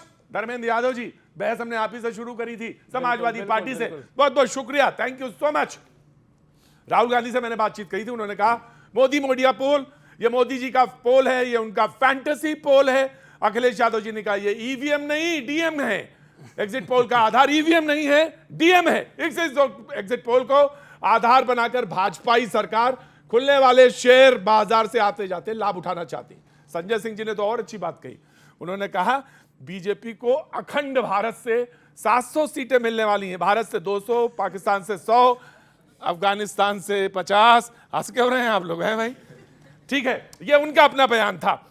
मैं बातचीत का सिलसिला, सबसे पहले ज्यादा बात नहीं, ईशान आपसे जी। प्रतीक जी देखिए, जिस तरह का हमने चुनाव लड़ा आपके 295 हम क्यों माने प्लस, और आपके पास क्या आधार है? मैं आपको आधार बता देता हूं। साइकोलॉजिस्ट हमारे साथ उमेश जी मौजूद हैं, उनके आधार को आप किनारे करें। देखिए मैं आपको आधार बता देता हूं। हाँ। मैं सम्मान करता हूं जो भी सेफोलॉजिस्ट और जो भी एग्जिट पोल्स हैं, सबका सम्मान करता हूं, क्योंकि सबने मेहनत करके कहीं ना कहीं निकाला होगा। लेकिन मैं अपनी बात पूरी कर लूं सर, पहले मैं एक बार पहले पूरी बात कर लूं। देखिए दूसरी बात यहां पर यह है कि जो जनता का पोल है वो सर्वोपरि होता है, जो ग्राउंड रियलिटी होती है वो सर्वोपरि होती है, वो सबसे ऊपर मानी जाती है। हमने जो चुनाव लड़ा है वो धरातल पर चुनाव लड़ा है, आम जनमानस के मुद्दे उठाने का चुनाव हमने लड़ा है। हमने देखा किस तरह से फेज 1 से लेके फेज 7 आते आते प्रधानमंत्री जी की जो भावभंगिमा थी उसमें कैसे गिरावट आनी शुरू हुई। हमने जो चुनाव लड़ा है वो महिलाओं के लिए चुनाव लड़ा है, गरीब महिलाओं के लिए। हमने जो चुनाव लड़ा है वो युवाओं के लिए चुनाव लड़ा है, हमने युवाओं की बातें उठाने का काम किया। हमने वादा किया है कि हम 30 लाख नौकरियों को, जो रिक्त पद हैं उनको भरेंगे, हम अप्रेंटिसशिप देंगे।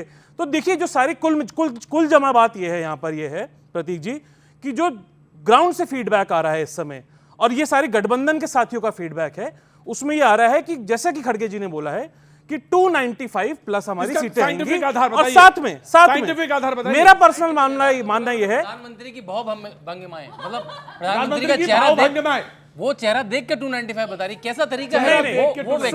वो व्यक्ति बता रहा है साइज क्या है, वो कह रहा है प्रधानमंत्री का चेहरा देख के, ये मतलब सैंपल साइज क्या है? साइंटिफिक आधार है, ये बता रहे हैं कि प्रधानमंत्री का चेहरा देख के। बयान नहीं, प्रधानमंत्री जी का गिरता हुआ कॉन्फिडेंस और भारतीय जनता पार्टी के लोगों का बड़बोलापन और जो ये उनका इनका basis है। कुप्रबंधन देखिए, ये इनका कुप्रशासन basis रहा है है। पिछले मतलब 10 साल Right, में। ये- और इस बार नतीजी हाँ जी, बहुत just महत्वपूर्ण give me a बात- second, give me a बहुत second. महत्वपूर्ण बात यह है Right. कि इस बार का जो वोटर है वो साइलेंट वोटर है, वो सामने आके नहीं बोल रहा है। किसी भी सेफोलॉजिस्ट को वो सामने आके नहीं बोलेगा, क्योंकि पिछले 10 साल में इस सरकार ने डर का माहौल बना के रखा था पूरे देश में, तो कोई भी सामने आके नहीं बोलेगा। Right, very good. अब आपका अरे आप तो पहले ही हंसने लगते जैसे अरे मैं तो बोल तो रहा हूँ, 2 दिन की हंसी है, हंसने दीजिए प्रदीप कांग्रेस जी। बोले और हंसी ऐसे यूं हो ये रहेगा। तो राहुल गांधी का कल अपमान है। ऐसे पैरा बोला अब हो रुकिए ना जाएगा जरा, दोस्त रुकिए। देखिए, आपने इनसे पूछा 295 का आधार क्या है, मोदी जी की भावभंगिमाएं ऐसी है, फलाना ऐसा ठिकाना। 295 का आधार सिद्धू मूसेवाला का गाना है इनके नेता के हिसाब से, और कुछ नहीं। उनको पता ही नहीं है भाई आपकी किस राज्य में कितनी सीटें हैं, कहां बढ़ोगे कहां घटोगे, कुछ तो कुछ प्लस माइनस तो होगा, कोई तो गणित होगा। नहीं है गणित, क्योंकि बिल्कुल 295 ही गणित नहीं है तो मैं गणित कहां गणित से बता होगा। देता हूं, दूसरा, इन्होंने कहा कि भाई गणित हमने धरातल पर, नहीं प्लीज बीच में नहीं दोस्त, जब बोलना था तब बोलना था ना। कहते हैं हमने धरातल पर चुनाव लड़ा, क्यों समाजवादी वालों ने क्या आसमान में लड़ा, इन्होंने भी बेचारों ने यही लड़ा। गठबंधन की मैं सारा बात कर रहा हिंदुस्तान था, मैं धरातल पर ही clarify लड़ा है। करता हूं, गठबंधन की बात कर आपने रहा था। पूछा सीटें कहां से, भाई की आदत है दोस्त बीच धागे में नहीं, खोलने दोस्त की बीच में नहीं, जबरदस्ती, दोस्त बीच में नहीं, जबरदस्ती दोस्त धागे बीच में खोलने नहीं, की दोस्त आदत बीच में है। नहीं। दूसरा, इन्होंने कहा कि भाई ग्राउंड से फीडबैक है, इटली के ग्राउंड से फीडबैक होगा, हिंदुस्तान के ग्राउंड से तो 400 पार हो रही है। चले गए, यही तो दिक्कत है भारतीय जनता अब पार्टी ये की। देखिए बेचैन बहुत है ये लोग, रुकते क्यों गोल नहीं? पोस्ट चेंज करने में बड़े इतनी माहिर तो हैं। सीटें नहीं जितना आप चाहते। इनसे बात देखिए करेंगे मैं लद्दाख हाँ की, बिल्कुल ये यहाँ पे जवाब मैंने नहीं एक्सेप्ट कर लिया, कन्याकुमारी का। यहाँ पे INDIA का पॉइंट मैंने एक्सेप्ट कर लिया, गोल पोस्ट मत बदलिए। बताइए क्या आप बताना इटली कहाँ चले गए? क्या जवाब? क्या इटली क्यों इटली चले गए? इसलिए क्योंकि हिंदुस्तान के ग्राउंड में तो अब की बार 400 पार फिर से एक बार मोदी सरकार है, और कोई ग्राउंड है ही नहीं। आधार और अब क्या एक है? और चीज बताता हूं, देखिए अब बड़ी सीधी बात है। इन्होंने कहा कि भाई हमने सर्वे का सम्मान करते हैं। सर्वे का सम्मान अगर करते तो इस देश, मैं मानता हूं एक दो सर्वे थोड़ा इधर उधर होता है, नेचुरल प्रोसेस है। आफ्टर ऑल सब ह्यूमन बीइंग्स हैं, सब अपनी मेहनत करते हैं, उनकी सबकी अपनी एजेंसीज है, एजेंसीज की इज्जत रिस्पेक्ट भी ताक पर लगती है। अगर आप कोई काम करते हैं और अगर वो गलत साबित हो जाए तो जाहिर है जो काम न्यूज 18 के सर्वे एजेंसी ने किया होगा, अगर वो 2 दिन बाद बिल्कुल पूरा उलट जाएगा तो कहीं ना कहीं उनको भी तो सवाल जवाब होगा ना। इसीलिए सबने मेहनत से किया। एक सर्वे हो सकता है थोड़ा इधर उधर, 2 हो 3 हो 4 हो। इस देश में अगर 100 सर्वे हुए हैं तो 100 में से 100 के 100 भारतीय जनता पार्टी को 99 तो कम से कम 350 प्लस दे ही है। यानी कि आधार क्लियर है भाई। केवल 2 उदाहरण दूंगा। 2004 में शाइनिंग इंडिया का नारा था, शाइनिंग इंडिया का नारा था। अटल बिहारी वाजपेयी जी भी बड़े खुश थे कि हम जीत जाएंगे, जल्दी चुनाव करवा दिए। सारे एग्जिट पोल ये दिखा रहे थे कि अटल जी की सरकार दोबारा रिपीट हो रही है। क्या हुआ? कांग्रेस पार्टी की सरकार बनी। 2014 में, मैं तो दूसरी तरफ से भी बोल रहा हूं, 2014 में जब चुनाव हुआ तो यह बताया जा रहा था कि प्रधानमंत्री मोदी जी का जो भारतीय जनता पार्टी, क्योंकि भारतीय जनता पार्टी भी चेंज हो गई ना अब तो भारतीय जनता पार्टी आएगी लेकिन फुल मेजोरिटी से नहीं आएगी, लेकिन Bharatiya Janata party thumping majority से आई। दिखाई थी हमारी बिल्कुल सीटें। आई, तो अभी भी नहीं, आप थंपिंग 350 मेजोरिटी से आई। 15 कम कर लीजिए। तो ये जो अरे एग्जिट तब भी पोल है majority प्रदीप है जी, भाई। ये ध्वस्त हो जाएंगे कल, बस एक दिन की बात और है, परसों ये सारे ध्वस्त हो जाएंगे। मैं चाहता हूँ आप ही के पास आ रहा हूँ, लेकिन धर्मेंद्र जी बहुत देर से व्याकुल भी हैं, चुप भी हैं, बात भी कर रहे हैं, मुस्कुरा भी रहे हैं। ये सारी चीजें भाव भंगिमा एक ही साथ आप भी लिए हैं। प्रत्येक जी, शिवम भाई की बात मनोरंजन के लिए अच्छी हो सकती है। ये जिस सेफोलॉजिस्ट की बात कर रहे हैं, अब सुन लीजिए। नहीं नहीं नहीं ये कह रहे हैं कि नहीं नहीं नहीं नहीं अब सुन लीजिए, ये कह रहे हैं सेफोलॉजिस्ट मेहनत करते हैं और अगर उनकी बात गलत हो जाती है तो उनको भी अपमान होता है, लेकिन भारतीय जनता पार्टी को अपमान नहीं होता है। 2014 में मोदी जी आए, 100 दिन का प्लान लाए हैं भैया। 100 दिन में क्या करेंगे? काला धन वापस लाएंगे, काला धन वापस लाएंगे, 15 लाख खाते में डाल देंगे। अगर नहीं कर पाए तो हमें चौराहे पे खड़े करके जूता मार देना। जब 2024 आ गया, जब चुनाव हारने को जा रहे हैं, हम 100 दिन का अगला प्लान लेके आए हैं। अब बताओ भैया, इतना बड़ा कोई मनोरंजन हो सकता है? इससे बड़ा मनोरंजन इस देश में नहीं हो सकता। दूरदर्शी भी तो कह सकते हैं। दूरदर्शी नहीं, मूर्खदर्शी कह सकते हैं आप। नहीं, नहीं, नहीं, वो गलत बात है। आप बताइए, अभी नतीजे आए नहीं, आप 100 दिन का प्लान कैसे बना लेंगे? मुझे बताइए। कॉन्फिडेंट आए नहीं, 100 दिन का भाई, प्लान वो क्या बना कॉन्फिडेंट है। मैं एक छोटा सा रिएक्शन शांतनु से। शांतनु, इनका आधार ये है पूछने का कि why you are so confident, जो आप अभी आज बैठे हैं और 100 दिन का प्लान बना रहे हैं, रिजल्ट तो आए नहीं, तो why you are so confident? क्या रीजन है? व्हाई? देखिए, जो आदमी ज़मीन पे जुड़ा होता है, नरेंद्र मोदी एक 10 बाय 10 के कमरे में पैदा हुए, सुबह स्कूल जाते थे, शाम को चाय बेचते थे। उन्होंने 15 साल संघ में गुजारे, 15 साल संगठन में गुजारे। उनके लिए गरीबी को ट्यूशन की क्लास नहीं है। उन्होंने उनके लिए गरीबी कोई ट्यूशन की क्लास नहीं है। ये गलत बात है, ये गलत बात है, ये गलत बात है। राहुल गांधी के लिए गरीबी और भारत का नक्शा भी ट्यूशन की क्लास है। और ट्विटर कैसे हैं? जयराम रमेश, जिनको खुद चुनाव नहीं लड़ा, सबसे बड़ा स्ट्रेटेजिस्ट कौन है? खुद चुनाव नहीं लड़ा कभी। वेणुगोपाल खुद चुनाव नहीं लड़ा कभी। और दूसरा ट्विटर कहां बैठा है? वो यूएस में बैठा है। कौन? सैम पिट्रोडा। मतलब जिसको गरीबी भी सीखनी पड़ती है, जिसको गरीबी भी अमेरिका में बैठे ट्विटर से देखनी पड़ती है, उसको कैसे कॉन्फिडेंस आएगा? मतलब उसका 295 का उसका आधार क्या है? मूसे वाले का गाना। मतलब सोच रही मूसे वाले का गाना, इनसे पूछो क्या है? मोदी जी की भाव भंगिमाएं, राइट? मतलब कोई आधार नहीं किसी बात का, कोई आधार नहीं किसी बात का। खटाखट मतलब चुनाव को एक मजाक बना दिया, चुनाव को एक मजाक बना दिया। नरेंद्र मोदी जो 24/7 365 दिन के पॉलिटिशियन है, उसको कॉन्फिडेंस कैसे नहीं आएगा? जी अब पवन जी, हाँ ईशान जी और सबको, और सामने सेफोलॉजिस्ट बैठे हुए हैं, मैं बहुत फैक्ट्स में बात कर रही हूँ, हाँ, और कोई मजाक नहीं, प्लीज बात करने देना। कि देखिए, मुझे जो लगता है, आप बैठे हुए हैं कि भारतीय जनता पार्टी की, बीजेपी के 4 तरह के वोटर्स होते हैं। एक जो है सिविलाइजेशनल वोटर्स, जो हिंदू वोटर्स है, जो राम मंदिर बोलिए, काशी के कॉरिडोर के बोलिए, वो ऐसे चीजों के लिए वोट देते हैं। सेकंड है जो राष्ट्रवादी है। आज जो देश सशक्त है, आज हमारे जो आतंकवादी पाकिस्तान में मारा जा रहा है, 10 साल में एक भी टेरर अटैक नहीं हुआ। ये जो आज जो फॉरेन रिलेशंस है हमारा, कि यूक्रेन से स्टूडेंट्स आते हैं और कतार में जो 8 लोग थे डेथ रो पे, वापस लेके आए हैं, तो इसके लिए जो राष्ट्रवादी लोग हैं देते हैं। तीसरा है जो लाभार्थी है, ये लोग देते ही है, क्योंकि लोगों को घर मिला, टॉयलेट मिला, शौचालय मिला, उजाला का गैस मिला, हेल्थ का आयुष्मान भारत मिला। एक से चौथा वोटर, आप इनको कैसे बोल गए? ये भी तो मोदी मोदी मोदी मोदी अरे करते एक रहते हैं।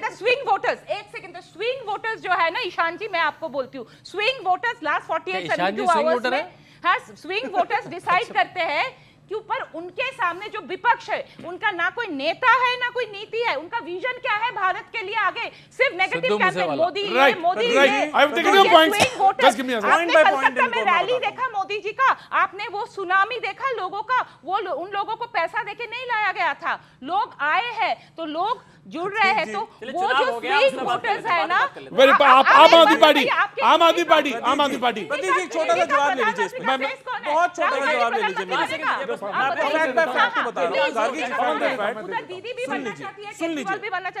अगर प्रधानमंत्री जी ने अपने वादे निभाए होते 2014 में जो किए थे जनता से, तो प्रभु श्री राम के नाम पे वोट नहीं मांगना पड़ रहा होता आज। दूसरी बात, मेरी बहन ने बात करी राष्ट्रवाद की, तो राष्ट्रवाद का सर्टिफिकेट हम भारतीय जनता पार्टी या किसी भी अन्य व्यक्ति से नहीं लेंगे। दूसरी बात, इसी बात पे अग्निवीर जैसी योजना में जब आप तय कर देते हैं कि एक युवा का राष्ट्रवाद सिर्फ 4 साल तक सीमित रहेगा, तो ये देश की सेना के लिए बड़ा चिंता का विषय है, और देश की सेना का गौरव गिराने का काम भारतीय जनता पार्टी की सरकार ने किया है। अब आइए बात उज्ज्वला योजना पे। उज्ज्वला योजना में मेरी बहन को पता होगा कि 2014 में जब हम छोड़ के गए थे सरकार, तो सिलेंडर मिलता था 410 रुपए का, प्रतीक जी, और आज सिलेंडर की कीमत भारतीय जनता पार्टी की सरकार ने, कुप्रबंधन ने, कुशासन ने उसको 1100-1200 रुपए का पहुंचा दिया, और चुनाव से अहम पहले 200-300 रुपए कम करने का काम किया। तो यही जो मुद्दे हैं प्रतीक जी, अभी बात कर रही जनता की भीड़ की। मैं बनारस गया था प्रतीक जी, आपको बताता हूं, आप भी मेरे ख्याल से वहां पे मौजूद थे उस समय। जब मैं बनारस गया था तो वहां पे लोगों का जो फीडबैक है प्रधानमंत्री जी के लिए, वो प्रधानमंत्री जी के लिए बहुत चिंता का विषय है। उन्होंने मां गंगा का उन्होंने मां गंगा की कसम खाई थी, मां गंगा की कसम खाई थी, और मां गंगा को छलने का काम अगर किसी ने किया है तो वो प्रधानमंत्री मोदी जी की सरकार ने किया है। आज की डेट में प्रदीप जी, आपने देखा होगा कि मां गंगा का जो जल है वो आचमन लेने लायक भी नहीं है। गार्गी जी, एक हमारी डिबेट का एक नियम है, और नियम ये है कि थोड़ा सा एक जो होता है वो सुनाई नहीं पड़ता फिर लोगों को। बिल्कुल, मैं भी काशी में 5 दिन बता के आ रहा हूँ। अगर काशी का पता नहीं किससे मिल लिए, किसी और सीट पे चले गए क्या, बगल में गाजीपुर घोसी में चले गए, शायद वहां हो सकता है। टिप्पणियां करने से कुछ होगा नहीं। काशी में मैं सुबह 5:30 बजे मंदिर पहुंचा। 5:30 बजे 5000 लोग थे। जब तक बाहर निकला गदौलिया चौराहे तक लाइन लगी थी। एक व्यक्ति, मतलब वो नमो के नाम से डूबा हुआ है वहां पे केवल मुद्दा ये है कि 4,70,000 से मोदी जी जीते थे। इस बार बनारस केवल 6,07,000 बाकी लोकसभाओं से लोग लाके और पैसे दे के वहां पे पैसे देके मंदिर में आए थे लोग। दूसरी बात, देके मंदिर में आए थे। आम आदमी पार्टी आम आदमी पार्टी की बात सुननी चाहिए। जो नेता हमारे लड़ रहे हैं, अजय राय जी, माननीय अजय राय जी लड़ रहे हैं, वो धरातल की लड़ाई लड़ रहे हैं वहां पर। आम आदमी पार्टी की बात सुननी चाहिए। सबसे पहली बात तो ये है कि मैं हिंदू हूं, ब्राह्मण हूं, कभी भाजपा को वोट में नहीं देता। पहली बात तो ये है। कौन? दूसरी बात, कौन? मैं नहीं देता। तो ये इन्होंने क्या बताने कहा- की क्या जरूरत है? इन्होंने कहा कि हिंदुओं का वोट बीजेपी को जाता नहीं जाता। मैं ब्राह्मण भी हूं, हिंदू भी हूं। अरे भाई आप नहीं देते। अरे पवन जी, यू मीन्स बोले इंडिया थोड़ी ना है। सर, दूसरी तो बात, मैंने आप तो दूसरी बात, उसके बाद देखिए, आज तक देश के तमाम सारे लोग ये कह रहे हैं कि भारतीय जनता पार्टी के देश में कहीं कोई लहर नहीं थी, लेकिन आज देखिए आरएसएस को देखिए आप, और एनडीए की सारे पार्टियों को देखिए, तैयार बैठे हैं कि जिस दिन नतीजा आएगा ना तो आरएसएस साथ रहेगा ना एनडीए की पार्टियां साथ रहेगी।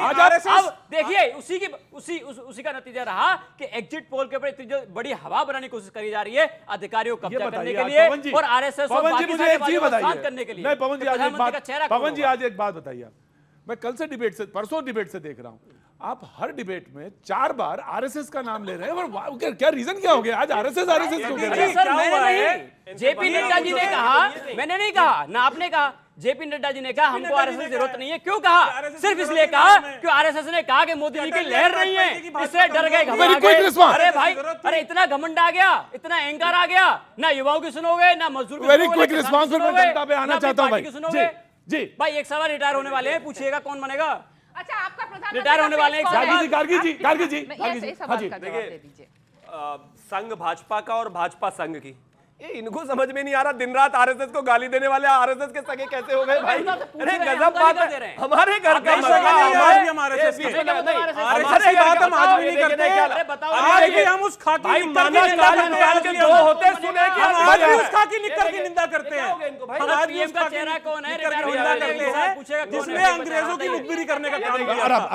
आराम। अब एक ही चीज है, विषय बहुत साफ है, चाहे संघ हो भाजपा हो सब कुछ हो, जिसको जितना कहना है कहते रहिए। जैसे बार बार कह रहे हैं, 2 ही दिन की बात है, 2 ही दिन की बात है, कुछ नहीं बदलने वाला, कमोबेश यही माहौल रहने वाला है, सब यहीं पर है, जवाब देते रह जाएगा। और ये बार बार जो मुद्दों की बात कर रहे हैं, ये चुनाव से बाहर ही नहीं निकले अभी तक। वो बच्चा होता है ना कि एग्जाम टाइम में आखिर के 5 मिनट में फटाफट सारी कॉपी भर देता है। अरे ये बातें आपको जब पता नहीं थी, जब जरूरत थी, ये जब ये फिर शुरू हो गए। अरे 2-4 मिनट तो रुको भैया, शांति। अरे किस मुद्दे में अभी भाई? अरे भाई ये 2 कान जरूर है, इंसान एक ही हाथ में रुकिए। अच्छा पवन जी, अरे दिल्ली में 7 में कितनी आप ला रहे हैं? 0। 7 में से 7 सीटें इंडिया अलायंस की आने वाली हैं और बीजेपी जाने वाली है। This is very bad. जी मैं आपसे पूछ रहा हूँ, ये कह रहे हैं 7 में 7, आप रिस्पॉन्ड कर दीजिए। हाँ मैं रिस्पॉन्ड कर देता हूँ। हाँ। भारतीय जनता पार्टी की 7 में से 7 सीटें हैं। चलो आती 19 में भी थी, 14 में भी थी, और इन्होंने 24 में भी है। उत्तर प्रदेश में इनकी अगर कुछ है ना, जितनी भी इनके हिस्से में अभी सिर्फ तिहाड़ ही आ रहा है। 7 में 7 है ना आप 7 में 7 इसे है। पूछेगा अगर 7 में 7 आ रही थी तो 7 में 6 कैंडिडेट क्यों चेंज कर दिए रातों रात? ठीक क्यों चेंज किए? आप मुझे बताइए यूपी में कितने आप आ रहे हैं? उत्तर प्रदेश में इंडिया गठबंधन की 50+ सीटें आएंगी और भारतीय जनता पार्टी मेरठ हारेगी। मैं बता दे रहा हूं आपको, अयोध्या हारेगी, मथुरा हारेगी, और काशी में भी मैं बता दे रहा हूं, काशी एक ऐसी लोकसभा है जिसने सिटिंग प्रधानमंत्री को हरवाया है। तो मोदी जी भी ना हार जाए, कोई बड़ी बात नहीं है। दूसरी बात मैं कहना चाह रहा हूं, बहुत सारी बातें सुनने में बहुत अच्छी लगती हैं, ये सर्वे के लिए मैं कहना चाह रहा हूं।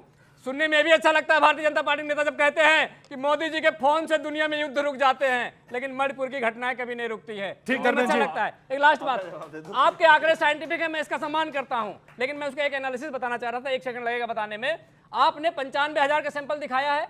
इस देश में 543 लोकसभा सीटें हैं और एक लोकसभा में तकरीबन 2000 बूथ हैं। सबको मल्टीप्लाई कर लेंगे तो 11 लाख बूथ होते हैं। अगर 11 लाख बूथ का सर्वे आपने 95,000 के सैंपल से रेशनलाइज कर दिया तो मुझे नहीं लगता कि इसमें एरर की संभावना 0.000 से ज्यादा है। आधार है पूछने का। ठीक है, अगर आप 11 लाख बूथों में से 10 लाख बूथ पर नहीं सर्वे किए और 1 लाख बूथ में आप एक आदमी से सर्वे किया और एक बूथ पे तकरीबन 1200 वोट होते हैं, उस 1200 में से आपने एक आदमी से पूछा, बाकी से आपने पूछा ही नहीं, तो उस सर्वे को आप साइंटिफिक नहीं मान सकते हैं। उमेश जी, हाँ, ठीक है, मैं तरीका बढ़िया हो सकता है, मैं मानता हूं। आपने डेटा एनालिटिक्स किया है, कोई आपने रेशनलाइजेशन किया, margin of error, margin of error पे बात करें। ठीक। आपका यूपी में आकलन 80 में से कम 75 सीटें। और एक और चीज कहना चाहता हूं, इन्होंने कहा 80 में से हम 50 जीत रहे हैं, यानी कि 30 हार रहे हैं। 50 प्लस भाई। हाँ, 50 प्लस भाई, प्लस कर दो। प्लस का मतलब इनको जो 30, अब बीच में नहीं बोलना दोस्त, मैं बोलता ही झूठ क्यों बोलते हो भाई? एक आप बार ही बोलो, का बोला। दो बार बोलो, लेकिन 30 प्लस में हारी हुई सीटें सिर्फ 2 ही बता पाई, एक मेरठ बताया और एक और आपको सीटों के नाम नहीं पता हारी हुई के। नाम बता दो भाई, रुकिए, आपको नाम नहीं पता जो हार रहे हो। मैंने क्या कहा, पूर्वांचल की सारी बीच सीटें में हारे, नहीं। अम्बेडकर नगर अरे से लेके प्रोफेसर लालगंज साहब, से लेके आजमगढ़ से लेके कैसे बलिया से बच्चे लेके पढ़ाते हो? देवरिया रुक से जाओ लेके जरा, गोरखपुर प्लीज से आप लेके इनको सब हार रहे हो रोको, आप। ना बेगर। कैसी बात कर रहे हो इनके आप? समय में कोई बोलता नहीं। एक चीज देखिए साफ है, मैं फिर से वही कहना चाहता हूँ, इनको नहीं मानना है। 24 इन्होंने 14 में माना था क्या? 19 में माना था क्या? 22 में माना था क्या? कब माना इन्होंने, बताइए। इन्होंने जितनी बार ये हारे, हर बार आज तक ईवीएम को ही गाली दी है। अभी बैठे हुए पोस्टर को गाली मैं दे अभी रहे आ रहा, मैं आ हैं। रहा। उसके बाद इनको 4 तारीख के बाद ईशान आ रहा, ईशान, EVM को जरा गाली उठो, दी है, ईशान, गाली दी है। ईशान, मैं 10 सेकंड, इनकी गाली कितनी आदत पड़ गई है। अगर हम किसी सम्मान से भी बात करते हैं तो बोलते गाली दे रहे हैं, बोलते गाली देते हैं। मोदी जी को गाली कितनी आदत है, रात को सोते हैं, What about the Bengal? गाली दे तब जाके सोएंगे। What about Bengal? Bengal की क्वेश्चन गाली का election TMC and about BJP. BJP खेला? इस बार ज्यादा मिलेगा बीजेपी को। आई थिंक 21-22 के ऊपर मिलेगा बीजेपी को। शांतनु, शांतनु, एक सेकंड, हाँ। मैं ये इसलिए बोल रही हूँ this time Orissa and Bengal. Muslim vote जो है इस बार मुस्लिम वोट डिवाइडेड होगा और कुछ वोट की ये कारण है। हाँ, मुस्लिम वोट डिवाइडेड होगा। बीजेपी को मिलेगा? नहीं, शायद लेफ्ट में जाएगा मुस्लिम वोट, बट अगर मुस्लिम वोट स्प्लिट होता है Right. तो आपको एक हिंदू कंसोलिडेशन है। तो नॉर्थ कोलकाता का जो सीट है, जो हाँ, कोलकाता अभी में कभी last में नहीं seventh मिला phase- था। seventh हाँ, phase में जो हुआ। seventh phase में नॉर्थ कोलकाता मुझे लगता है जाएगा। अच्छा, Jadavpur is a very interesting constituency. Jadavpur CPM का एक बार गढ़ था, फिर टीएमसी का है, लेकिन जादवपुर में अभी जो है शायोनी घोष।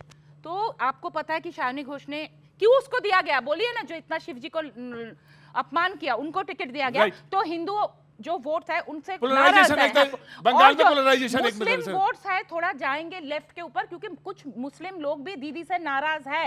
ठीक। और कारण है, मैं आपको घटना बंगाल बोल बंगाल सकती एंड हूँ। उड़ीसा, तो बंगाल एंड 22 उड़ीसा। को मैं जा आ रहा, सकते हैं। बंगाल एंड उड़ीसा। 4 जून को जो सबसे आनंद आने वाला है मोदी सपोर्टर्स को, वो बंगाल से आने वाला है। बंगाल में सबसे बड़ी पार्टी होगी, वो 24 होगी, 25 होगी, 28 होगी। उड़ीसा दूसरा सबसे बड़ा गेन है, वो 14 होगी कि 15 होगी। बंगाल, उड़ीसा, तेलंगाना, आंध्रा, तमिलनाडु, कोरमंडल, केरला, ये कोरमंडल। पूरी जो बेल्ट है। कोरमंडल। विधानसभा चुनाव में इन्होंने कहा था 200 आ रही है, अमित शाह जी ने कहा था आई कितनी 77 आई। देखिए आप तो ये तो 4 जून को खेला तो देखिए, इनके साथ हो 4 गया। जून को देखिए, अब 4 से खेला अस्सी- देश के लोगों ने चार बीजेपी से के अस्सी साथ हाँ हुई जी, किया है। खड़े होइए। क्या नाम है आपका? सर मेरा नाम आशीष कुमार झा है। बहुत देर से बैठे हुए थे और पीछे बड़बड़ाते क्यों बैठे बैठे? सर हम नहीं बड़बड़ा रहे, हमें बस पूछना है। हाँ। सर मेरे सवाल हर पार्टी से हैं, पर सर पहली बात पहले एक जवाब देना चाहूँगा। सर आप अगर कह रहे हैं कि हम वो अम्बेडकर साहब जी का कॉन्स्टिट्यूशन बचाना चाह रहे हैं, सर उन्होंने अगले दिन असेंबली में बोला था कि ऐसा कॉन्स्टिट्यूशन मैं जो जला दूंगा अगले दिन, और जो रिजर्वेशन को जो मैं मानूंगा नहीं। सर रिजर्वेशन को वो मानेंगे नहीं, उन्होंने 10 साल का फ्रेम दिया था। में कही थी बात, और टाइम फ्रेम के लिए कही थी बात। अब तुम अपना सवाल पूछो। सर दूसरा ये बात है कि सर आप कह रहे हैं कि वो मणिपुर जैसे वो नहीं होने चाहिए थे। सर संदेश खली पे क्यों चुप्पी थी? ठीक, चलो। अरे मैंने सुना जी। अब मैं आ गया। उतनी दूर कैसे आएंगे जी? बोलिए, आपका नाम क्या है? नीसा रानी। क्या करते, कहाँ से हैं आप? सुभाष कॉलोनी बल्लभगढ़। वल्लभगढ़ से, हरियाणा। जी बोलिए। सर ये लोग कह रहे हैं कि मोदी ने कुछ हमारे हिसाब से तो कुछ भी नहीं किया, क्योंकि देखिए राशन है, राशन से जिंदगी नहीं कटती है। राशन से जिंदगी नहीं कटती। ये बताइए 10,000 रुपये कमा रहे हैं, 9 साल से आज भी 10,000 हैं। बच्चे को पढ़ाएं कि अपना घर चलाएं, क्या करें? बताइए। मैं आ गया। तो 100 दिन का एजेंडा जो बनेगा उसमें एक बात तो नजर आ रही। भैया थोड़ा रास्ता तो दोगे मुझे, मैं कैसे जाऊंगा वहां तक? जी हाँ, बोलो बेटा। सर मैं विकास झा, सर मेरा नाम है। विकास झा, क्या करते हो बेटा? सर मैं जर्नलिस्ट स्टूडेंट हूँ सर। जर्नलिज्म के स्टूडेंट हो, जर्नलिस्ट बनोगे? हाँ जी बताओ। मेरा सवाल सर बीजेपी से प्रवक्ता से है सर। त्यागी जी से। हाँ जी। सर हरियाणा में सबसे बड़ी है सर बेरोजगारी सर। वहाँ पर सर जो बीटेक, बीएससी, बीकॉम जिन्होंने कर रखा है वो आज हेल्पर ही कर रहे हैं सर वो। हाँ जी। ठीक है सर। और सर अभी सर यूपी में सर एग्जाम हुआ था, यूपी पुलिस का फरवरी में सर। और लीक हो गया पेपर? पेपर लीक हो गया देखो सर। कैसे पता चल गया फटाफट? पेपर तो सर लीक हो गया सर। हाँ। उसमें सर मेरा मोबाइल और चोरी हो गया। देखो पेपर लीक का ज्यादा दुख है कि तुम्हें मोबाइल चोरी हो गया। मुझे ये बताओ पहले। देखो अगर मैं होता तो मैं कहता मुझे मोबाइल का जो चोरी हो गया बड़ी। अच्छा मोबाइल कौन? अच्छा कितने का मोबाइल था? मतलब हाँ ये पूछ लीजिए, बराबर में बैठ के समाजवादी का कार्यकर्ता तो पेपर अरे नहीं दे रहा था। देखो ये गलत बात है, ये गलत बात है। अच्छा ये तुम मुझे बताओ मोबाइल कितने का था? 15,000 का था सर। अरे बताओ गरीबी में। ट्रेन में सर इतनी भीड़ थी सर। हाँ। ये बैग था सर, इस बैग में मैंने ट्रेन में भीड़ थी को? हाँ जी सर। और कौन सा बैग था? भीड़ थी ये और इसी से चोरी हो गया। थोड़ा अलर्ट रहा करो जी। बाबू जी कहाँ से हैं आप? सर फरीदाबाद बल्लभगढ़।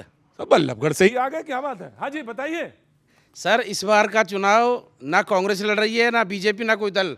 इस बार का चुनाव पूरे देश में जनता लड़ रही है, आम आदमी लड़ रहा है और निरंकुशता के खिलाफ और तानाशाही के खिलाफ पूरे तंत्र को कब्जे में ले लिया बीजेपी ने। और प्रधानमंत्री साहब की तो क्या कहें, वो जो बोलते हैं वो सब हवा में होता है। वो भी हवा में रहते हैं। हाँ जी बोलिए। वो भी ज्यादातर हाँ जी। ट्रैवल मोड में हवा में रहते नहीं नहीं आराम से बोलो, सब बात सबका सम्मान सबका होना चाहिए, जो सवाल हो सबका सम्मान। जी मुकेश जी कहाँ से हैं? ऊंचा गांव बल्लभगढ़ से। अरे सब बल्लभगढ़ के बाद आ जाए आगे। जी बताइए। मेरा सवाल इंडी गठबंधन के सभी INDIA INDIA मेरे शो में, मैं अपने शो में INDIA बोलता हूँ, NDA बोलता हूँ। तो हाँ जी, मैं इंडिया भी नहीं बोलता, मैं INDIA बोलता हूँ। हाँ, हाँ। अभी कोई बहस नहीं खड़गे उसमें। जी ने बोला सुबह की 295 सीट आ रही हैं, ठीक है।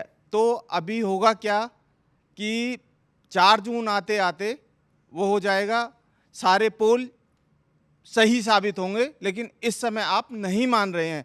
तो आप ये बताइए कि आप कभी कहते हैं कि ये सारे जो पोल हैं वो झूठे हैं, EVM को गाली देते हैं, तो अभी जो 295 आप कह रहे हैं तो वो कैसे आ जाएंगी जब EVM भी बेकार है, सारे अधिकारी मिले हुए हैं। तो आप ये बताइए, अभी जनता को बेवकूफ बना रहे हैं, 4 तारीख को कुछ और कहेंगे। भाई साहब ठीक है। हाँ क्या नाम है? तो 4-5 सवाल और पूछ रहे। तब कहाँ से हो तुम? सर विदिशा से हूँ, अभिषेक। विदिशा से? मध्य प्रदेश से हैं। क्या काम करते हैं? यहाँ दिल्ली यूनिवर्सिटी में पढ़ता हूँ। दिल्ली यूनिवर्सिटी में पढ़ते हैं। जी बोलिए। मेरा क्या नाम है? नाम तो बताइए। अभिषेक सुमन। अभिषेक सुमन जी बोलिए। मेरा प्रश्न है ABP पार्टी के नेता से। आपने कहा था कि मोदी जी राम मंदिर पे वोट मांग रहे हैं। मेरा आपसे प्रश्न है कि आपके केजरीवाल जी ने शिक्षा पर वोट क्यों नहीं मांगा? केजरीवाल जी कहते थे जेल का जवाब वोट से। मेरा आपका क्वेश्चन है, आपने ना यमुना साफ की, ना आपने कूड़े का ढेर साफ कर पाए। और कहीं आप जब शिक्षा की बात करते हैं तो दिल्ली में से कई लोग हैं जो अब आज भी छोटे छोटे बच्चे हैं जो भीख मांग रहे होते हैं। दूसरा सवाल, आपने 2014 में 53 ऐसे भ्रष्ट मंत्रियों और राजनेताओं की लिस्ट जारी की थी जिनके साथ आप कभी मिलेंगे नहीं। तो आप ये बताइए, आज आप उनके साथ गठबंधन में हैं, वो लोग आपके साथ हैं, आप कहते हैं संविधान बचाने के लिए आए। ED पे सवाल, CBI पे सवाल, और जो जवाहरलाल नेहरू ने एक टाइम पे कहा था मीडिया लोकतंत्र की चौथी स्तंभ पे, उस पे सवाल। तो ये कैसा संविधान बचा रहे हैं? क्या नाम है भैया? अभिषेक सुमन। आम आदमी पार्टी तो जय सवाल जो जब पूछे हैं उस पे आप दो जवाब दो। एक बात जी, लेकिन एक बात कल गलत करिए भाई। बैठे सुमन जी, मैं आ रहा, मुझे मालूम है कई लोगों बल्लभगढ़ से आई गया है कि बल्लभगढ़ से जितने भी लोग बैठे हुए हैं वो इस समय नाखुश हैं। ठीक है, वो सीट तो पक्का, वो सीट तो पक्का हरियाणा से भारतीय जनता पार्टी की जाएगी। पूछना चाहिए और हर आदमी को हक है, हर आदमी को हक है बोलने का। जी नहीं, मैं यही कहना चाह रहा था कि भाई ने बोला कि केजरीवाल जी ने कुछ भी साफ नहीं करा, ऐसा नहीं। उनका जो काम उन्होंने किया उसको मानना चाहिए। उस आदमी ने दिल्ली का पूरा खजाना साफ कर दिया, इसमें तो कोई दो राय नहीं है भाई। यमुना साफ हुई या नहीं हुई, पैसा सारा लूट लिया भाई। देखो वहां उन्होंने बहुत मेहनत करी है। मैं भाई के सवाल का जवाब दूंगा, ईडी नहीं भेजूंगा, पहली बात। दूसरी बात, देखिए अरविंद केजरीवाल जी इकलौते नेता हैं जो कहते हैं कि हमने स्कूल बनाए हो, अस्पताल बनाए हो, बिजली पानी मुफ्त दिया हो तो हमको वोट देना या मत देना। मोदी जी दूसरे नेता हैं जो कहते हैं कि हमने गाय ले ली, मंगलसूत्र ले लिया, मटन ले लिया, ताम झाम की बातें करते हैं, मुद्दों की बात नहीं करते। दूसरी बात, अब देखिए, अब जब काम की बात आती है तो मुख्यमंत्री अरविंद केजरीवाल जी स्कूल बनाते हैं, लेकिन नरेंद्र मोदी जी गुजरात के अंदर नकली स्कूल में फोटो खिंचाते हैं। दूसरी बात, आपने बात करी संविधान की, भारतीय जनता पार्टी के तमाम सारे नेता जो इलेक्शन लड़ रहे हैं इस बार, वो कहते हैं हमको 4 सीट दो, हमको संविधान को बदलना है। मैं पूछना चाहता हूं, बाबा साहब अम्बेडकर के संविधान को बदलना क्यों चाहते हैं? हम उस संविधान को बचाना चाहते हैं। तमाम सारी बातें करी, लेकिन भारतीय जनता पार्टी आज भी मुद्दों से भागती रही, मुद्दों पे वोट नहीं मांग पाए, ना 15 लाख पे, ना 20 करोड़ नौकरियों पे, ना बेरोजगारी पे, ना महंगाई पे, ना महिलाओं के मुद्दे पे, ना किसानों के मुद्दों पे, एक भी मुद्दे पे वोट नहीं मांग पाए। फालतू की बातें करते रहे और झोला उठा के चलने की तैयारी कर रहे हैं। 4 तारीख को इंतजार करिए, आज इनको माफ करते, जो बोलना चाहें बोल लें। अच्छा, तुम आज माफ करने के मूड में भी आए हो? अरे सर, जाते जाते को माफ कर देते हैं, क्या फर्क पड़ता है? जबरदस्त मूड एक है। दिन की बात हो रही है। पहले बार इन्होंने जो संविधान की बात की, किसने ये जो सारे जो हमने देखा 91 टाइम्स कांग्रेस ने, पता है आपने कितने बार संशोधन किया और बीजेपी ने किया क्या? बदलने में डिफरेंस है सर। अच्छा, बदलना कभी बोला? संशोधन बदलने में डिफरेंस है। ठीक है। भारतीय जनता पार्टी कह रही है उनको बदलना है, मतलब एक नेता, एक देश, एक चुनाव। एक सेकंड सुप्रीम कोर्ट में भरोसा क्यों भाई नहीं? देखिए, दूसरी क्वेश्चन, अम्बेडकर जी ने मैं बता दूं, आप मैं एक ही चीज कहना चाह रहा हूँ। वो बोले नहीं, मैं एक ही चीज कहना चाह रहा हूँ। वहां सीएम हाउस में स्वाति मालीवाल को पीट दिया, यहाँ महिला बोल रही है तो दोनों बोलने नहीं दे रहे भाई, बोलने तो दो। अरे आराम से आराम से आराम से आराम से आराम से। का भूल गए क्या? अरे सिंगर का भूल गए क्या? गार्गी मैं आपको एक रेवन्ना को तो भगा दिया था भाई साहब। आराम से देखो, क्या गार्गी जी मेरी बात सुनिए। ये तो सारे लोग आते हैं, इनको मालूम भी है, पर एक चीज ध्यान रखिए, जब मैं बोलूं थोड़ा सा रुक जाइए, नियम थोड़ा सा ना पालन कर लीजिए तो डिबेट का एक सुचारिता जो है वो बनती रहती है। जी ये नहीं कर रहे, ये करेंगे। Respond and then I will give you time, right. Vidisha से सवाल पूछा था, ये सुमन जी ने पूछा था सवाल। बहुत अच्छा प्रश्न पूछा, इन्होंने केजरीवाल जी की तरफ घुमा दिया। देखिए जो विडंबना है, यहाँ से कुछ ही दूर रामलीला मैदान है, उसमें 10 साल पहले बहुत सारे पर्चे लेके केजरीवाल जी कहते थे सोनिया गांधी को जेल में भेजूंगा, मुलायम सिंह यादव को जेल में भेजूंगा, लालू प्रसाद यादव को जेल में भेजूंगा। आज इन्हीं तीनों लोगों के साथ, देखिए आप चुप रहिए, ये गंदगी नहीं, ये गंदगी मत करिए। बोलते नहीं, शांतनु नहीं बोलते। देखिए मैं नहीं बोलूंगा, गलत कभी नहीं डिस्टर्ब करता, मैं बिल्कुल नहीं बोलता। तो इन्होंने कहा, पर्चे दिखा के कहा कि सबको जेल में भेजूंगा। 10 साल बाद उनकी पत्नी उन्हीं के साथ बैठी है, कहेंगे आप इनको तो जेल नहीं भेज पाए, आप मेरे पति को जेल से बाहर ले आइए। इंडिया अगेंस्ट करप्शन से पीएमएलए तक, मतलब वो जो वैगनार से चलते थे उससे शीश महल तक, 10 साल में जो केजरीवाल ने एक आंदोलन की गत करी है उसका यहाँ पे नमूना खड़ा है। यहाँ पे वो जवाब कुछ और पूछ रहे हैं, कुछ और दे रहे हैं। तो केजरीवाल जी देखिए जेल में चले गए हैं, उनके साथी बहुत समय से जेल में हैं, अब उनकी पार्टी का क्या होगा वो भगवान ही जाने। बस 5 सेकंड दीजिएगा। लेकिन जवाब अभी भी नहीं दिया उन्होंने। क्या आपने सोनिया गांधी को जेल क्यों नहीं भेजा? सोनिया गांधी को जेल क्यों नहीं भेजा? आप यहाँ तमाम सारे लोग सोनिया गांधी को जेल हैं, बहुत सामान्य लोग हैं, लेकिन अगर देश के प्रधानमंत्री जी मोदी जी, देखिए हम सब यहाँ बड़े सामान्य लोग हैं, लेकिन देश के प्रधानमंत्री मोदी जी कहें कि अजीत पवार ने 70,000 करोड़ का घोटाला कर लिया, चक्की पीसिंग, और 8 दिन के बाद माला पहना के पार्टी को शामिल करा लिया उन्होंने ही, और उसको डिप्टी सीएम बना दिया। तो ऐसे तमाम सारे लोग हैं जो भारतीय जनता पार्टी आरोप लगाती है, बीजेपी ज्वाइन कर लेता है, उसको मंत्री बना देते हैं, सीएम बना देते हैं, सब कुछ बना देते हैं। भाजपा आपकी प्रेरणा। अच्छा मैं एक सवाल रखने दीजिए। ये सवाल, ये नैरेटिव जो है विपक्ष का लगभग सितंबर से या अगस्त से शुरू हुआ, अगस्त से बहुत तेजी से शुरू हुआ, जब गिरफ्तारियां हुई या ईडी वाली बात आई तो सितंबर से शुरू हुआ। मैं ये जानना चाहता हूं ये नैरेटिव कितना लिया गया, कहां तक गया, ग्राउंड पे कहां तक आया? हालांकि सारे लोगों ने दौरा किया तो अपने अपने हिसाब से बताएंगे। जी आपका देना। इस देश में एक चीज बहुत क्लियर है, केस चाहे प्रतीक त्रिवेदी पर हो और शिवम त्यागी पर हो, उसको जाना तो कोर्ट ही पड़ेगा जी। अपनी सफाई वो जो काला कोट पहन के जज साहब बैठे होते हैं वहीं देनी है। प्रतीक त्रिवेदी के सामने कितना ही चीख चिल्ला लो, ना तो उससे बेल मिलनी और ना उससे जेल से पीछा छूटना, आपको जाकर कागज देकर वहां पर सीधा कहना पड़ेगा। अब आ गया था, विषय बहुत साफ है। इस देश में बहुत सारे लोग हैं, लालू प्रसाद, चलो बाकी सब छोड़ दो, सारी दुनिया छोड़ दो, लालू प्रसाद यादव तो वो नेता है जिसके हाथ पे लिख दिया कोर्ट ने कि ये चोर हैं। ये तो उनके साथ भी खड़े हुए हैं जिसको कोर्ट ने कह दिया। देखो हाथ में नहीं लिख दिया, ये मतलब कभी-कभी हमारे लेट बी क्लियर। नहीं देखो, ये देश में जनता बहुत भोली भी है और उसको समझाना पड़ता है मुझे, इसे हाथ में नहीं लिख दिया, लेकिन हाँ हाथ में लिखने का नाम है कि सुप्रीम कोर्ट ने उन पर ठप्पा लगा दिया कि ये आदमी ने ये मान लिया घोटाला किया है, और जो आम आदमी पार्टी वाले वेरी गुड साथ खड़े हैं। भाई मैं आया, just give me I will give you a second. अरे लालू रुको, यादव को कैसे कह दिया, आपने जवाब देंगे ये? प्रतीक जी, एक शंखपुष्पी नाम की दवाई आती है आयुर्वेदा, हाँ वो शुरू कर दिया क्या? भिजवाऊंगा 24 के बाद इनसे कांटेक्ट करना भैया, वो भिजवाऊंगा इसलिए क्योंकि अब मैं भाई की किसको शंखपुष्पी किसको भिजवा रहे हैं? शिवम भाई को। शिवम भाई को देखिए छगन भुजबल भाई ने बोला कि जो करप्ट है वो कोर्ट में जाएगा। छगन भुजबल पे केस होता है, उसके बाद वो भारतीय जनता पार्टी में, तो वो कोर्ट नहीं गए, और उसके बाद तो ईडी से उनकी फाइल खो जाती है। अरे भाई उसका भी मतलब आपके यहाँ आ गए वॉशिंग मशीन में धुल गए तो आपकी फाइल खो गई। हेमंत बिस्व शर्मा, इनका कहना है इसके लिए कोर्ट में तो जाना ही पड़ेगा, कोर्ट में जाना पड़ेगा। प्रधानमंत्री जी ऐसे लेके घूमते थे, बुकलेट लॉन्च करते थे हेमंत बिस्व शर्मा के खिलाफ, वो आज इनके आंखों के तारे बने हुए हैं और प्रधानमंत्री खास बात ये कि कि कांग्रेस के जो पूरी प्रचार टीम के प्रमुख हैं उन्होंने कहा कि असम में पूरी की पूरी सीटें आ रही हैं। कौन प्रचार प्रमुख? प्रचार प्रमुख बताएंगे। अरे क्या है, उन्होंने बोला मैं सवाल नहीं उठा रहा, मैं सवाल नहीं उठा रहा, मैं कह रहा हूं उन्होंने कहा, तो मैं तो स्टेटमेंट रख रहा हूं। देखिए असम में उन्होंने बोला कि खाता खुलवा लेना, असम में बहुत बड़ी अरे खाता नहीं, आपकी सीटें वहां जा रही हैं, आप लिखवा लो मेरे से ये बात। अभी मत लिखो, आप लिखवा लो। कल केजरीवाल ने लिखा था, लिखवा लो, चले गए, आप लिखवा लो, कोई बात नहीं, जेल में जाने से जरूरी नहीं डरते हम, प्रशासन से नहीं डरते हैं। और जैसा कि मेरे भाई ने अभी बोला था जो वहां बैठे हुए हैं, उन्होंने ये बोला था बल्लभगढ़ से। कि देश में, जो बल्लभगढ़ से आए हैं, कि देश में एक डर का माहौल है। ठीक। और जो मैंने पहली बात बोली कि भ्रष्टाचारियों में पिछले होना 10 चाहिए सालों भाई डर में का माहौल। देश में एक डर रहेगा का माहौल ऐसे। है, और लोकतांत्रिक जितनी भी संस्थाएं हैं, धर्मेंद्र उनका जी आ रहे हैं। दुरुपयोग अगर किसी ने किया है, धर्मेंद्र जी वो भारतीय जनता पार्टी ने किया है। धर्मेंद्र जी जाइएगा नहीं, मैं आ रहा हूँ जी। बेटा बोलो, क्या नाम है तुम्हारा? पार्थ हूँ, पार्थ पार्थ जी, वाह क्या बात है पार्थ। कहाँ के रहने वाले हैं? भोपाल मध्य प्रदेश। भोपाल के, वाह, भोपाल से भी लोग हैं, वेरी गुड।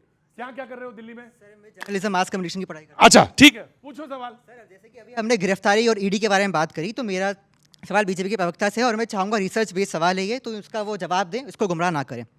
अभी हम कर देते हैं क्या?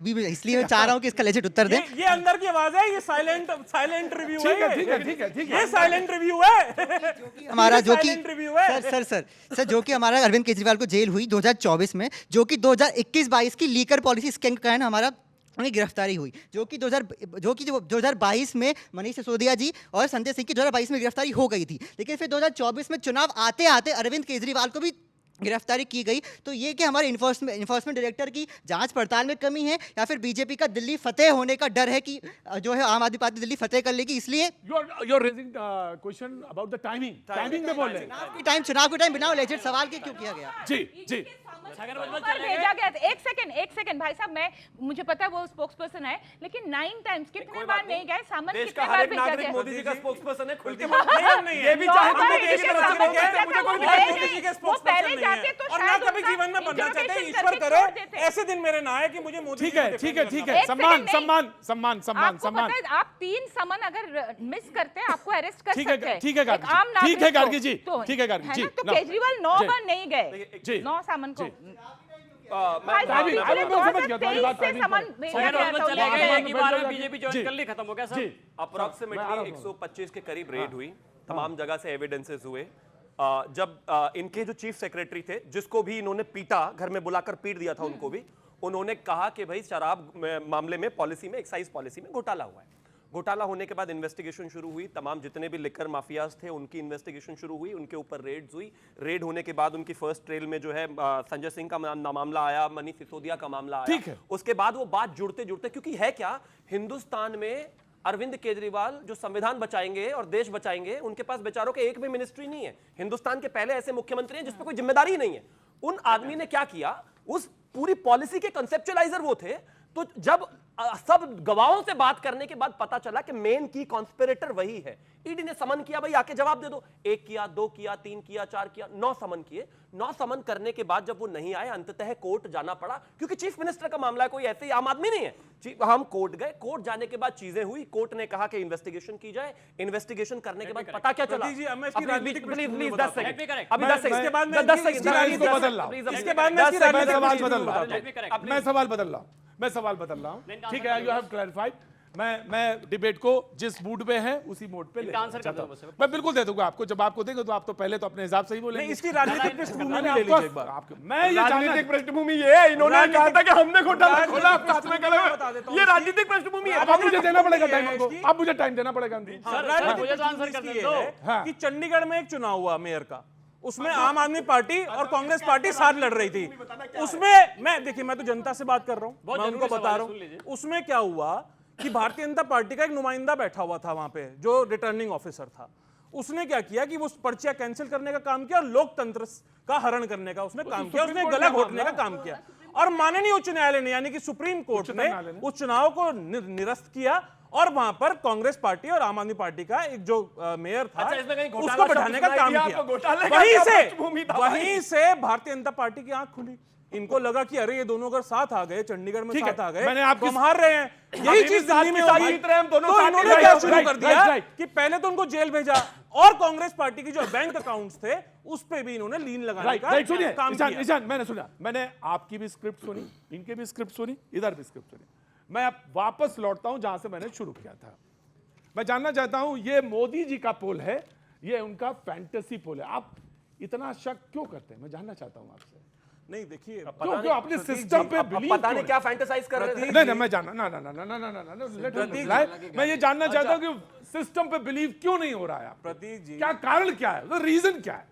प्रतीक जी, हमने देखा जिस तरह से अपना इलेक्शन कमीशन की हमने गतिविधियां देखी, पूरा चुनाव आपने हुआ, 117 कंप्लेन करी, free fair and level playing field की हम बात करते हैं। और पहली बार ऐसा हुआ है कि लेवल प्लेइंग फील्ड की बात करी जा रही है मेरे हिसाब से, क्योंकि लेवल प्लेइंग फील्ड हमें नहीं मिला विपक्ष को इस बार, और ये स्पष्ट है बात। अब यहां पे आइए फैंटेसी पे। देखिए प्रधानमंत्री जी, मुझे नहीं पता किस फैंटेसी में रहते हैं, वो क्या सोचते हैं। हमें तो लगता था वो इलॉजिकल ही है, बट वो तो कहते हैं मैं तो बायोलॉजिकल भी नहीं हूं। हमें लगता था कि वो इलॉजिकल ही नहीं है सिर्फ।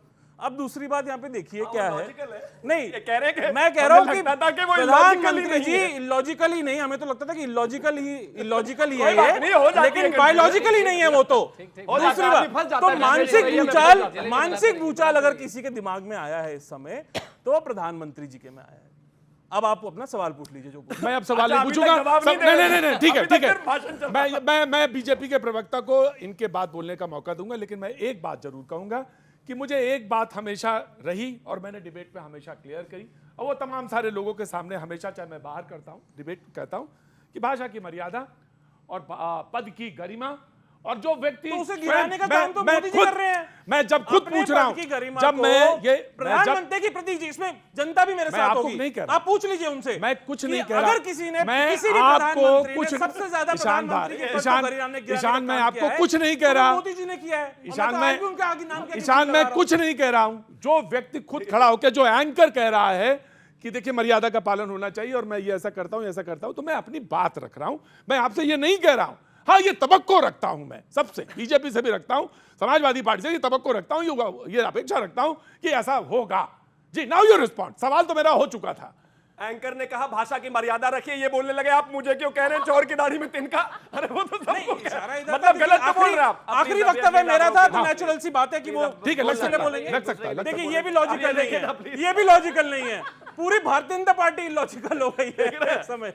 राहुल गांधी का प्रवक्ता देश को इलॉजिकल बता रहा है, बताइए कोई बात नहीं। आप देश नहीं है, पहली बात तो आप देश मुद्दे पे आइए, मुद्दे पे आइए। आपको देश मानना बंद शिवम मुद्दे पे आइए। आप देश से बहुत छोटे हैं और देश वो सामने बैठा हुआ है। देश जितने भाई बहन बैठे हुए हैं। अच्छा तो ये पोडियम देश नहीं है, वो देश है। नहीं आप ये पोडियम मत करिए, नहीं ये बात नहीं प्लीज रोकिए। क्या सिर्फ आप देश नहीं है। शिवम ईशान की ये बात अच्छी है, आप देश नहीं। शिवम ईशान की ये बात अच्छी है कि हम सारे लोग देश से छोटे देश सामने बढ़ा है, और हम जो कह रहे हैं, जो इमेज पोर्ट्रे कर रहे हैं वो, अरे ये तो भगवान से ऊपर मानने लगे। Let him reply. भगवान से ऊपर मानने लगे।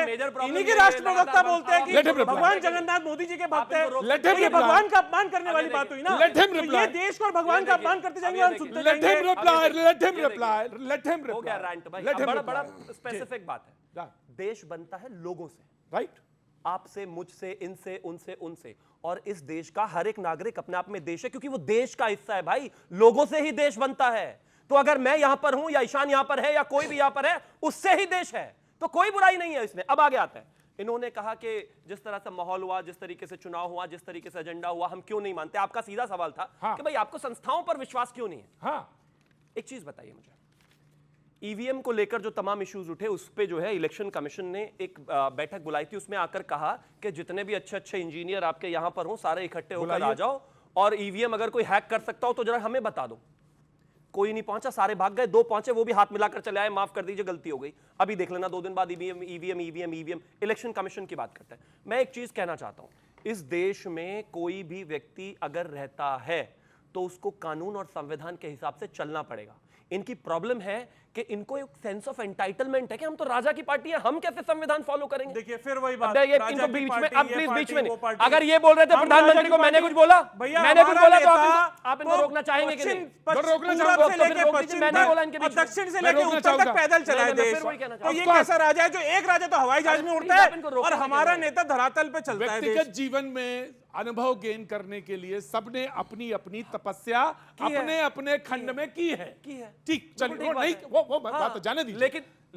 लेकिन देश कैसा है, देश की डेमोग्राफी क्या है, अगर 55 साल की उम्र में आदमी को घूमकर पता करना पड़े तो इसके लिए बहुत दुख की बात है। खैर मैं विषय पर आता हूं। तो इनको लगता है कि हमारा वो सेंस ऑफ एंटाइटलमेंट है। अरे इलेक्शन कमीशन हमसे बड़ा कैसे हो गया? अरे सुप्रीम कोर्ट हमें कैसे कुछ कह देगा? अरे हमारे ऊपर कैसे कोई सवाल जवाब हो जाएगा? सुनिए, गांधी खानदान इस देश के संविधान, इस देश के कानून से ऊपर नहीं है। इस देश में अगर कोई घोटाला करेगा, चाहे वो केजरीवाल हो, चाहे वो राहुल गांधी हो, चाहे वो सोनिया गांधी हो, वो इस देश के नागरिक है। अगर पैसा खाया है लौटाना पड़ेगा।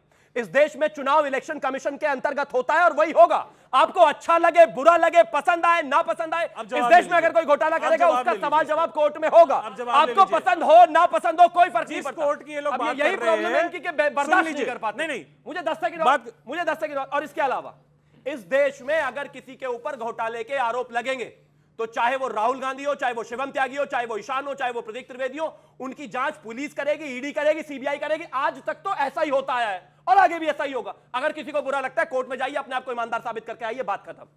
देखिए प्रतीक जी, अब बहुत छोटी सी बात, मैं आखिरी बात पे बिल्कुल मैं भाई से बस 5 सेकंड और ले रहा हूँ। समाजवादी पार्टी मैं क्यों नहीं ले सकता, मेरे गठबंधन के साथी है, मैं ले रहा हूँ। प्रतीक जी सुन लीजिए, अभी इन्होंने बड़ी बड़ी बातें करी भ्रष्टाचार की। सारे भ्रष्टाचारियों को तो वॉशिंग मशीन में धुलवा के अपने यहाँ ले आए। मैंने तो कहा कोर्ट में जाओ। नहीं तो कोई नहीं, क्या होता, कोर्ट में जाओ। ईडी से सोनिया गांधी के घर में थोड़ी फैसला होगा कौन भ्रष्टाचारी है कौन नहीं। भ्रष्टाचार पे आप कैसे रोक लगा रहे हैं बताइए ना। और यही पार्टी वो पार्टी है जिसने इलेक्टोरल बॉन्ड से 8,500 करोड़ रुपए चंदा ले लिया, और वही अरे आप उसको छोड़िए, कोर्ट ने क्या बोला, कोर्ट ने क्या बोला, अरे हमने लिया क्योंकि कोई जरिया नहीं था, और क्या जरिया था बताइए ना, और क्या जरिया था। लेकिन 8,500 करोड़ रुपए लेके ये चंदा लेके धंधा देने का काम करते हैं। ये उन वैक्सीन कंपनियों से धंधा लेते हैं जिनकी आज वैक्सीन में खोट निकल रहे हैं। ये बीफ कंपनियों से, सुन लीजिए आम जनता, ये बीफ कंपनियों से पैसा ले लेते हैं, उसके बाद जाके गाय माता की चर्चा करने की बात करते हैं। देखिए बाकी जगह तो दोहरा मापदंड है ना, ये दोहरा चरित्र सामने आ चुका है और देश देख रहा है सारी बातें। बाकी जगह बोला जाए, आम जनता के बीच में जाऊं, आम जनता के बीच में शो कर रहा हूं, वहां आके कोई कह दे कि वैक्सीन में खोट, वैक्सीन में खोट, तो मैं कभी कभी सुन लेता हूं कि जनता के बीच में है और जनता के बीच में क्लैरिफाई भी करता हूं। कोई दुनिया की ऐसी ड्रग नहीं है, कोई भी ऐसी दवा नहीं है, मेडिसिन नहीं है जिसमें 0.001, 0.01, 0.2, 0.3 एरर्स ना होते हों। तो आपकी जान जिसने बचाई उस राष्ट्र, उस वैज्ञानिक के प्रति कृतज्ञ होना चाहिए। यह सबसे अहम और सबसे बड़ी चीज है। बहस नहीं, इसमें बहस नहीं, इसमें बहस नहीं। Dharmendra ji will respond, Dharmendra ji respond. लेकिन यही प्रधानमंत्री जी है, ना देश में लोग मार रहे थे, ताली बजवाने का काम कर रहे थे, ताली बजवाने का काम कर रहे थे, तो तब क्या अपमान नहीं हो रहा था साइंटिस्ट का? उस पे बहस कर सकता हूं लेकिन उस पे बहस नहीं करूंगा। हमें कृतज्ञ होना चाहिए इस देश में। उस पे बहस होनी चाहिए। मैं बहस कर लूंगा, उस पे बहस कर लूंगा, उस पे बहस कर सकता हूं। थाली बजाने की बात कर रहा है इतनी महामारी में, उसका क्या लेवल ऑफ आईक्यू होगा? 3 साल बाद उस पे बहस करना चाहते हैं, मैं 3 साल बाद, 10 साल बाद, 5 साल बाद भी उस पे बहस कर सकता हूं। लेकिन मैं ये कह रहा हूं हमको कृतज्ञ होना चाहिए इस देश के वैज्ञानिकों के लिए, इस राष्ट्र के लिए कि उन्होंने सही समय पे हमें दवा मुहैया कराई। ये बड़ी बात है। नाउ समाजवादी पार्टी प्रत्येक जी, देश के प्रधानमंत्री को वे कृतज्ञता व्यक्त करनी चाहिए थे, अपना फोटो सर्टिफिकेट से क्यों हटवा लिया? पहला सवाल। भारतीय जनता पार्टी के लोग मनोरंजन अच्छा करते, मैं बार बार कह रहा हूं। शिवम भाई कह रहे हैं कि जब आप इलेक्शन कमीशन के पास गए तो उन्होंने कहा कि भैया आप वैज्ञानिक बुला लो। मान लीजिए आप अस्पताल में इलाज कराने गए अपने माँ बाप का, बहन का, और आपने डॉक्टर पे सवाल उठाया कि आप इलाज सही नहीं कर रहे हैं। डॉक्टर बोले कि जाओ लाके ऑपरेशन करा लो अपना। ये कोई लॉजिक होता है? अरे कोई जो नेता है, नेता कोई ईवीएम का जानकार होता है, कोई टेक्नोक्रेट होता है। नहीं बोला था ले आओ, किसी को ने बोला था ले आओ। क्रेडिबिलिटी पे सवाल उठा रहा है ना, आप उठाई करिए। दूसरी बात, जो भारतीय जनता पार्टी लोग घोटाले की बात कर रहे हैं, आयुष्मान में एक मोबाइल नंबर पर 9 लाख लोगों का इलाज हुआ है। इससे बड़ा घोटाला देश में हो नहीं सकता है। जिस कैग के अधिकारी ने इस घोटाले की खुलासा की उसको वहां से हटा दिया गया, उसकी बहन के घर पर रेड डलवाई गई, और आज उसके बहन का और उस अधिकारी का किसी का तो पता नहीं है। उस पर कौन बात करेगा मुझे बता दीजिए। जनधन खाते खुलवाए गए इस देश के अंदर, गरीबों की भावनाओं को लूटने का प्रयास किया गया। जनधन खाते में मिनिमम बैलेंस पे 22,000 करोड़ रुपया गरीबों का सरकार ने ले लिया। ये भारतीय जनता पार्टी के लोग हैं, शिवम दे दूंगा। भारतीय जनता पार्टी के लोग हैं। इनकी कथनी करनी में बहुत अंतर है, बहुत अंतर है। ये अपने आप को राष्ट्र से भी बड़ा मानते हैं। जब आप इनके सवाल खड़ा करेंगे, कोई राष्ट्र से बड़ा नहीं हो सकता। अरे मोदी जी मानते हैं भाई, राष्ट्र से बड़ा कोई नहीं हो सकता। नहीं, आपके कहने से नहीं, राष्ट्र से बड़ा कोई नहीं, राष्ट्र से बड़ा कोई नहीं। जी इन्होंने बोला नहीं, 5 सेकंड मैं दे दूंगा। रिवाइंड करके देख लीजिए, उन्होंने बोला इस देश में हर हाँ, मैं अभी भी कह रहा हूँ मैं देश हूँ, मैं तब को कह रहा हूँ सब देश है। आप हो सकते होंगे, आप हो सकते हैं, पूरा देश नहीं है। आप पाकिस्तानी है क्या? अब वो भी बात आ गई। रुको भाई प्लीज, अब प्लीज पॉइंट, अब इनको भारतीय जनता पार्टी के प्रवक्ताओं की एक बात तो ये देखिए दोनों प्रतीक जी, भारतीय जनता पार्टी के नेताओं और प्रवक्ताओं की एक बात तो बहुत बेहतरीन है कि पाकिस्तान के बिना इनकी रोटी नहीं खा सकते। एक मिनट होल्ड ऑन पाकिस्तान का नाम बिना होल्ड ऑन। हाँ जी, क्या हुआ? एक तरफ एक मिनट भाई ना, सारे ऑडियो डाउन, सारे ऑडियो डाउन। हाँ जी, क्या करे, क्या हुआ, क्या नाम है आपका? प्रियंका। प्रियंका क्या कर रही हो? हाँ बोलो, क्या बोल रही थी? मैं ये कह रही हूँ, एक तरफ के बोले जा रहे हैं, वो हाथ खड़ा कर रहे हैं, उनको कोई बोलने ही नहीं दे रहा, वो बोले ही जा रहे, चिल्लाए जा रहे, आप बोल रहे रुक जाओ, पर वो बोले ही जा रहे अपना, बोले ही जा रहे, खटाखट खटाखट खटाखट। महिला के लिए आवाज उठा रही है। Thank you Priyanka, thank you Prateek ji, उन्होंने महिला होके एक महिला के लिए बोला है। गार्गी जी, ईशान जी, हाँ मैं आ रहा हूँ, रुकिए जी। बहन ने बोला बोले ही जा रहे हैं या फिर शुरू हो गए? इनको पता है, इन्हीं को बोला जा रहा है। मैं दे दूंगा, दो छोटे-छोटे जवाब। ठीक, मैं दे दूंगा। इनको देखे ये शुरू हो गए। मैं दे दूंगा जी, प्लीज। देखिए, दो छोटे-छोटे जवाब। ईशान जी ने कहा कि जो भाजपा में आता है वो भ्रष्टाचारी आता है और यहाँ लूट जाता है। मैं ईशान जी से कहूंगा, इतने कांग्रेसी, इतने भ्रष्टाचारी पाल क्यों रहे थे आप लोग? इतने भ्रष्टाचारी पाल क्यों रहे थे? अब सबके अगेंस्ट में पहली बात, दूसरी बात देखिए, बोलने क्या वो धुल गए? देखिए, क्या वो साफ हो गए? बोलेंगे ना, मोदी वॉशिंग पाउडर से साफ हो गए वो। प्रतीक भाई अच्छा, आप अपने नजरिए में बता दीजिए, गुंडागर्दी क्या वो सपा के साथ आके सपा की गुंडागर्दी सीख गए आप? बात कर रहे हैं, क्या वो भ्रष्टाचारी सपा के साथ आके सपा की गुंडागर्दी क्यों सीख गए आप? देखिए, गुंडागर्दी नहीं, देखिए, आप छोटे मापदंड रखेंगे, गलत तरीका, और मैं सुनता रहूंगा, ये तो नहीं होगा ना। आप बोलिएगा तर्क के साथ, हाँ बिल्कुल। वही मैंने कहा कि और कोई वॉशिंग पाउडर का नाम नहीं। भाजपा में आके जब वॉशिंग पाउडर क्लियर होगा तो अपने यहाँ रख पाले क्यों थे? देखिए, एक लिटमस टेस्ट है, चैनल पे अगर कोई जोर से भ्रष्टाचार के आरोप लगाता है जी, उसका लिटमस टेस्ट ये है कि अगले दिन कोर्ट में जा रहा है नहीं जा रहा।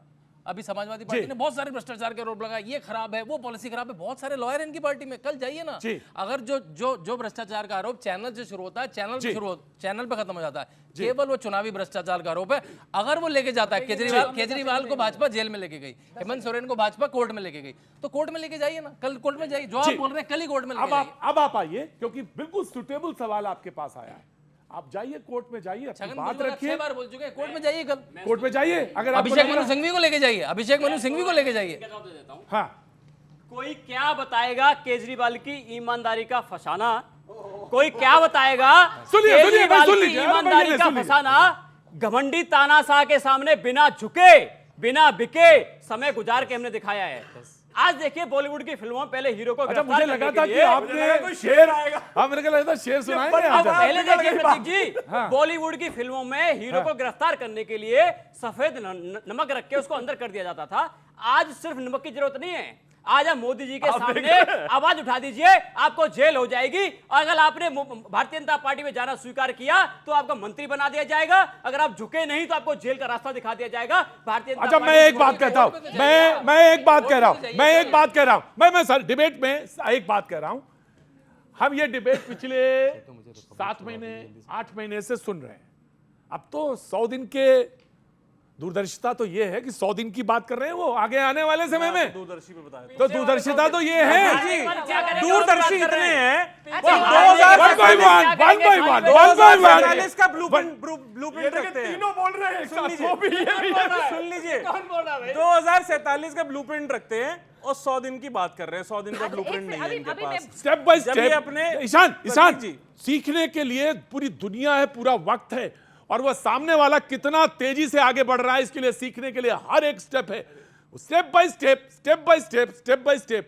और अगर हम कहीं ग्राउंड लूज कर रहे हैं तो सीखने के लिए तो बहुत सारे, चुनाव जीतने के लिए भी है, हार गए तब भी सीखने के लिए है ना यो। हाँ, पर आपकी तानाशाही दिख रही है, आप मुझे बोलने नहीं दे रहे हो। हाँ जी, ये राहुल गांधी की पार्टी से आप इनको सीखने के लिए कह रहे हैं? अरे भाई, ऐसा हमेशा तंजना क्या बात है, बताइए ना। नाराज किस बात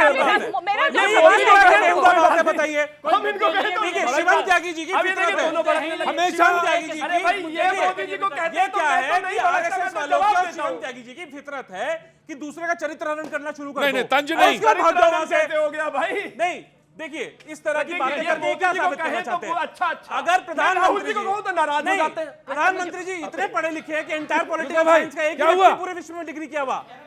अरे उनको भाई यार, पकड़ी वाले भाई, आपको तो मैंने देखा है कहीं। पॉइंट पर आता, क्या नाम है, कहाँ गए हैं? थोड़ा और तेज बोलिए। रामपाल, कहाँ से हैं? जो हरियाणा से हैं, वो लग गया था आपकी पगड़ी से पगड़ी, बिल्कुल आपकी बढ़िया फब रही है। मैं थोड़ी देर में आता हूं, जरा उनसे सवाल पूछ हाँ, लेते हैं। देखिए विषय उनसे साहब सवाल है, है। इनसे भी सवाल है। 2047 तक का प्लान है। आदरणीय प्रधानमंत्री जी ने मैं आ रहा कहा, हूं, जरा कूड़ा। आदरणीय प्रधानमंत्री जी ने कहा कि 2047 तक इस देश को जो है विकसित भारत बनाना है, दुनिया का नंबर 1 देश बनाना है। सबसे पहले हमारा एजेंडा है 5 ट्रिलियन इकोनॉमी करना है। सबसे पहले जब आप बड़ा प्लान लेकर चलते हैं, उसको भागों में तोड़ते हैं। हाँ, step हमारा by step। 100 दिन का प्लान है। आप अगर कोई 1 साल या 2 साल या 5 साल का प्लान करते हैं तो पूरा उसी को सोच के नहीं करते। आप day by day, week by week, month. छोटा सा सवाल ले लो, ये देखिए, इस पे छोटा सा सवाल ले लो। अरे पहले जवाब, छोटा सा सवाल ले लो ये देखिए, और उस पे जवाब दे देना। ये देखिए कि 2014 में ये 100 देखिए। स्मार्ट सिटियों का वादा किया अब था। ये देखिए। भाई 100 स्मार्ट सिटी अगर बनती तभी हमारा देश विकसित बनता। मैं आपके पॉइंट विकसित को भारत मैं का आपके बनता जब पॉइंट को 100 लेता स्मार्ट हूं। सिटियां बनती। मैं ईशान 100 आपके स्मार्ट पॉइंट को सिटियों में से मैं ईशान 15 आपके के नाम मेरे पॉइंट को भाई लेता यहाँ पे हूं। गिनवा दें। जब 100 अभी दिन के का अभी गिनवा दें। जब 100 दिन का प्लान बनता है तो जो रह गया उसको भी गिनाया जाता है। एंड इट्स कितनी रह गई? कितनी रह गई 100 में से? अब ये नंबर समाजवादी बताइए। बताएंगे ना, नंबर बताइए कितनी समाजवादी रह गई? 100 में से कितनी स्मार्ट सिटियां रह गई बताइए। समाजवादी बताएंगे ना धर्मेंद्र जी। 2014 के 100 दिन का क्या हुआ? ये दूरदर्शिता है कि क्या है? ये बताएं भाई। मैं जवाब दे दूं अगर बताइए, मुझे बोलने देंगे तो मैं कहाँ चले गए? काला धन कहाँ चला गया? वो बंद या लिफाफे भूल में गए या स्विस कुछ बैंक नहीं से है? आने वाले तो थे बताना खाताधारियों पड़ेगा के नाम। ना। कहाँ है आप वो? पिछला 10 साल के पहले का 100 दिन भूल गए, अगले 100 दिन की बात कर रहे हैं, फिर 2047 की बात प्रतीक कर जी, रहे हैं। अरे प्रतीक रोजगार जी, आज चाहिए, प्रतीक जी। किसानों की आय दोगुनी आज चाहिए, महिला सुरक्षा आज चाहिए, एमएसएमई आज चाहिए। प्रतीक जी, कब देंगे? ईवीएम तो हैक हो नहीं सकता, लेकिन आप इन दोनों से हैक हो गए मुझे लग रहा है। अरे नहीं। अरे भाई बोलने का मौका दो। ये देखिए फिर शुरू हो गए। बताएंगे। अब ये बोलना नहीं देना चाहते। अब आओ धर्मेंद्र जी, धर्मेंद्र जी, बोलने का मौका नहीं। धर्मेंद्र जी। सुनिए, 2014 का लिटमस टेस्ट 2000 अब ये देखें ना प्लीज, 2014 का लिटमस, अब ये अरे यार, देखें, ये आप देखें, बताओ, अब ये शुरू हो गया। कितनी स्मार्ट सिटी रह गई? ये देखिए, आप अगले 100 दिन में कितनी स्मार्ट आप देख रहे हैं, मैंने कहा ना आराम हैक हो से, गया। ये आराम से, देखिए, ईशान जी। 100 में से कितनी रह इनको गई? ऐसा लग रहा है ईशान, सड़क पर आराम से। अरे जनता पार्टी के एक जनरल नंबरों की बात नहीं करेंगे। एक जनरल सवाल, मैंने एक जनरल सवाल जवाब रखा। पूछेंगे ए, वो जवाब अभी आप देख देंगे। रहे हैं। सवाल पूछेंगे ए, वो जवाब देंगे जेड। मैंने जनरल सवाल रखा। जी जी बोलिए। मैं बोलूं? Thank you. 2014 का लिटमस टेस्ट 2019 था। इस देश में जो सरकार काम नहीं करती वो हार जाती है, जैसे ये लोग हारे पड़े हैं। अगर भारतीय जनता पार्टी, आदरणीय प्रधानमंत्री जी ने 2014 में जो वादे किए वो पूरे नहीं किए होते, 2019 में हम घर बैठ गए होते। अगर 2019 के वादे हमने पूरे नहीं किए होते तो आज ये 400 सीटें नहीं लगी दिखाई देती आपको। ये इसलिए लगी दिखाई दे रही है क्योंकि हम काम कर रहे हैं, और ये इसलिए हारे हुए पड़े हैं, अपनी जिंदगी की सबसे बुरी हार में है क्योंकि ये काम नहीं करते, सिर्फ बातें करा लो आप इनसे। ये अखिलेश यादव की पार्टी, पिताजी जितना दे गए थे आज तक घटाया, ये एक बढ़ा दो, कुछ बढ़ाया हो तो।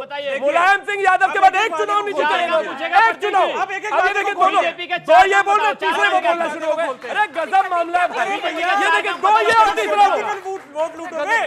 बीजेपी के 4 काम इसके नाम पे वोट सिंपैथी बता रहे हैं। मैं कह रहा हूँ काम, ये कह रहे हैं आप ही को दे रहा सिंपैथी। किसने कहा सिंपैथी? काम आपको देना चाहिए। ज्यादा की बात कर लेते हैं। ठीक, ज्यादा बोलने से अगर चुनाव जीते जाते तो जरूर जीत जाते। ठीक है, तो जरूर जीत जाते। ठीक है, ठीक है, मालूम है? ठीक है ईशान। एक भी स्मार्ट सिटी बनी कोई मालूम है? ईशान, कितनी ईशान, बच गई नहीं मालूम है? ईशान, ईशान, 2 करोड़ रोजगार का नौकरी ईशान का वादा किया अपने था, क्या ईशान आप लोग को अपने मिली? आप से नहीं बोलना।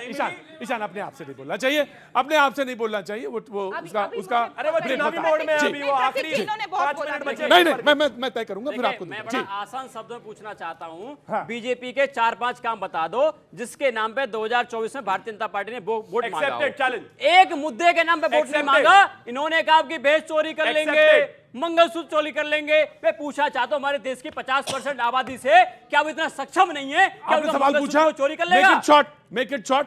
आप गिनाना चाहते हैं? 5 काम बताइए, 5 काम गिनाना क्या चाहते हैं? काम थे बताइए। मोमेंट है भाई, मोमेंट है। सुन लो बताइए, जरा। 5 काम क्या थे अब ये बताओ। देखिए, अब बोलना, अब रुक नहीं रहे। अब आप चुप रहेंगे, अब रुक नहीं पाँच रहे। काम आप चुप रहेंगे, बोलने दीजिए। अब रुक नहीं रहे। अब सुनिए, सबसे पहले काम सुनिए। इस देश में जब हम भारतीय जनता पार्टी सरकार में आई थी, सिर्फ 98,000 जो है किलोमीटर नेशनल हाईवेज थे, जो कि पूरे 70 साल में बने। भारतीय जनता पार्टी ने सिर्फ 10 साल में उसको 1.5 लाख किलोमीटर कर दिया। यानी कि जो, प्लीज आप इनको रोकेंगे, मैंने क्या कहा था, इनके बस की नहीं है। अगला काम बताइए। अब देखिए 1.5 लाख किलोमीटर, यानी कि बात कर लीजिए। प्लीज आप इनको रोकेंगे क्या? भाई रुको ना, केजरीवाल की तरह बिहेव क्यों कर रहे हैं? रुकिए जरा। भाई अगर इन्होंने पूछा था 5 काम आप गिनाओ तो आप गिना देते। रुक जाए, अब आपने सवाल मत किया। काम ठीक है। हाँ। यानी कि 1 लाख किलोमीटर सरकार सड़क बनी 70 साल में, और 50,000 किलोमीटर बन गए सिर्फ 10 साल में। ये फर्क है। हिंदुस्तान में एम्स हुआ करते थे टोटल 6, एक बनाया था इन्होंने पूरे 58 साल में, और 6 बनाए, 5 बनाए थे अटल जी ने अपने सिर्फ 5 साल में। आज अगर हिंदुस्तान में बात करें तो 21 एम्स है, यानी कि नर्मदा देश का में पेपर 70 पे साल में जी। 6 एम्स। अब सुन लो भाई। सिर्फ 10 साल में 21। अब ये देखिए लगातार बोल रहे हैं। अब तीसरे काम पर आ जाइए। इस देश में जब हम आए एक भी वंदे भारत ट्रेन नहीं थी, आज 45 है। तीसरा काम, अब इस देश, अब सुनिए, इस देश में जब हम आए थे सिर्फ और सिर्फ 50% ट्रैक्स, यानी कि 50% जो पटरियां थी वो इलेक्ट्रिफिकेशन में थी, इलेक्ट्रीफाइड थी। आज 100% रेलवे जो है वो पूरा का पूरा इलेक्ट्रीफाइड है। आज अगर हम बात करें, हमने एमबीबीएस की सीट्स बढ़ाई, हमने IIIT की सीट्स बढ़ाई, हमने एम्स की सीट बढ़ाई, और अब इसे छोड़ दीजिए। इसके अलावा अगर मैं बात करूं जीडीपी, इस देश में जब हम आए थे, हमारी भारत की जो जीडीपी थी वो 2.6 ट्रिलियन डॉलर थी। हम उसको 3.6 ट्रिलियन 3.7 ट्रिलियन लेकर गए सिर्फ 10 साल में। और आगे आ जाइए, अगर मैं बात करूं स्कॉच समूह का अभी एक रिपोर्ट आया है जो कहता है कि इस देश में पिछले 10 साल में 50 करोड़ रोजगार का सृजन हुआ है। अब एक और छोड़ दीजिए, इनके 10 साल में भारतीय जनता पार्टी जब नहीं थी सरकार, देखिए रुकिए, प्लीज आप ये देखिए, अभी रुक जाइए, अभी रुक जाइए, अभी तो रोकिए, ये देखिए मैं रोक रहा हूं, दोनों को रोक। अभी ये कह रहे थे वेरी क्विक। लेकिन ये भाषण कर रहे हैं, वेरी क्विक। भाषण देते रहेंगे। इन्होंने कहा था काम बताइए, मैंने गिनवाना शुरू कर दिया। मैं भी बता रहा हूं, इनको रोकिए ना। ये जिन हाईवे की बात कर रहे हैं, मुझे मान लीजिए प्रतीक जी, जिन हाईवे की ये बात कर रहे हैं, मैं जब विश्लेषण पे आऊंगा तब Thank लूंगा, you। अब वो इसको- उस विश्लेषण का हिस्सा है। इसके आगे एक और चीज कहना चाहता हूं। Very quick। हाँ, इस देश में जिस तरीके की स्थिति रही कोरोना में, इस देश ने अपने देश को भी वैक्सीन लगाई और सारी दुनिया को वैक्सीन भेजी। इस देश में काशी विश्वनाथ का नवीनीकरण हुआ, काशी विश्वनाथ बना। इस देश में अयोध्या श्री राम मंदिर बना, इसमें महाकाल लोक बना। इस देश में इतना काम हुआ है जो जीवन में नहीं हो सकता। इस देश में 64 एयरपोर्ट थे, आज 147 है। ये काम है। इन्होंने 5 बोला था ना, मैंने 15 गिना दिए। इनसे पूछना जरा 5 काम। राइट, केजरीवाल मैं आ रहा हूं। To the point. मैं गार्गी वेरी क्विक जी, आप बोलना चाह रही थी, बोलिए। हाँ, आपको अच्छा ठीक है। नहीं ये काम इनके सवाल था। एक सेकंड है, आपको मैं सवाल कर रही हूँ, तब से बहुत अंबेडकर कह रहे थे ना आप लोग भी अम्बेडकर भारत रत्न अम्बेडकर। हाँ जी, भारत रत्न अम्बेडकर। हाँ, आपने बोला हाँ। तो अंबेडकर जी ना धर्म के आधार पर कोई भी जो रिजर्वेशन के बहुत खिलाफ थे, और ये लोग क्या कर रहे, कांग्रेस ने क्या किया कर्नाटका में, धर्म के आधार पर रिजर्वेशन दे रहे, क्या कर रहे, ओबीसी से छीन ले रहे हैं, ओबीसी कोटा से, ओबीसी के कोटा से छीन रहे हैं। तो आप अंबेडकर के नाम आपको याद नहीं आते हैं? ओबीसी कोटा में ओके, मुसलमानों को भी है। आप बोल रहे हैं जब महिलाओं को तथ्यों पर काउंटर तो करेंगे, पूछा तथ्यों की बात तो करेंगे, तथ्यों की बात नहीं करेंगे हम, तथ्यों की बात क्यों नहीं करेंगे भाई? देखिए, महिलाओं का सबका अधिकार समान अधिकार है, लेकिन तथ्यों की बात तो करेंगे ना। और आपने इलेक्टोरल बॉन्ड का नहीं, समान अधिकार है, समान अधिकार है। क्या इसमें अलग गलत क्या बोल दिया? समान अधिकार है, बॉन्ड की बात देश की की ना। महिला है, मेरे से अरे उतनी दूर से। हाँ जी, क्या नाम है आपका? क्या नाम है? इलेक्टोरल बॉन्ड की बात की आपने कांग्रेस के टाइम इलेक्टोरल जी, ट्रस्ट क्या नाम है? एक सेकंड, इलेक्टोरल भाषण दिया था उसकी मैं आ रहा हूँ। हाँ जी बोलो। सर, मेरा नाम भारती कपासिया है और मैं इनसे जानना चाहती हूँ, ये देश की महिला के बारे में जो बात कर रहे हैं, फिर जो हमारे देश की खिलाड़ी थी सर, वो वहाँ पे धरना उन्होंने दिया था, तब मोदी जी कहाँ गए थे? और इनकी टी शर्ट पे जो 400 पार लिख रहा है, कहीं ये पेट्रोल डीजल का दाम तो नहीं बता रहे कि 400? साइलेंट वोटर, प्रतीक जी साइलेंट वोटर। क्या मैंने कहा था ना साइलेंट वोटर। देखिए साइलेंट वोटर निकल रहे हो। मैं हमेशा इसको मालूम है कि सरकार जाने वाली दर निकल रहा है। नहीं ईशान, इसको ऐसे समझो। मैं एक विद्यार्थी होने के नाते मैं ये कहता हूं कि लोकतंत्र कभी सोया हुआ नहीं है, बहुत जागता हुआ, बड़ा जीवंत है। इसलिए सवालों की निष्ठा और सवालों के ऊपर हमेशा विश्वास रखिए। Very quick BJP, very quick, very good. Gargi very quick BJP. Thank you.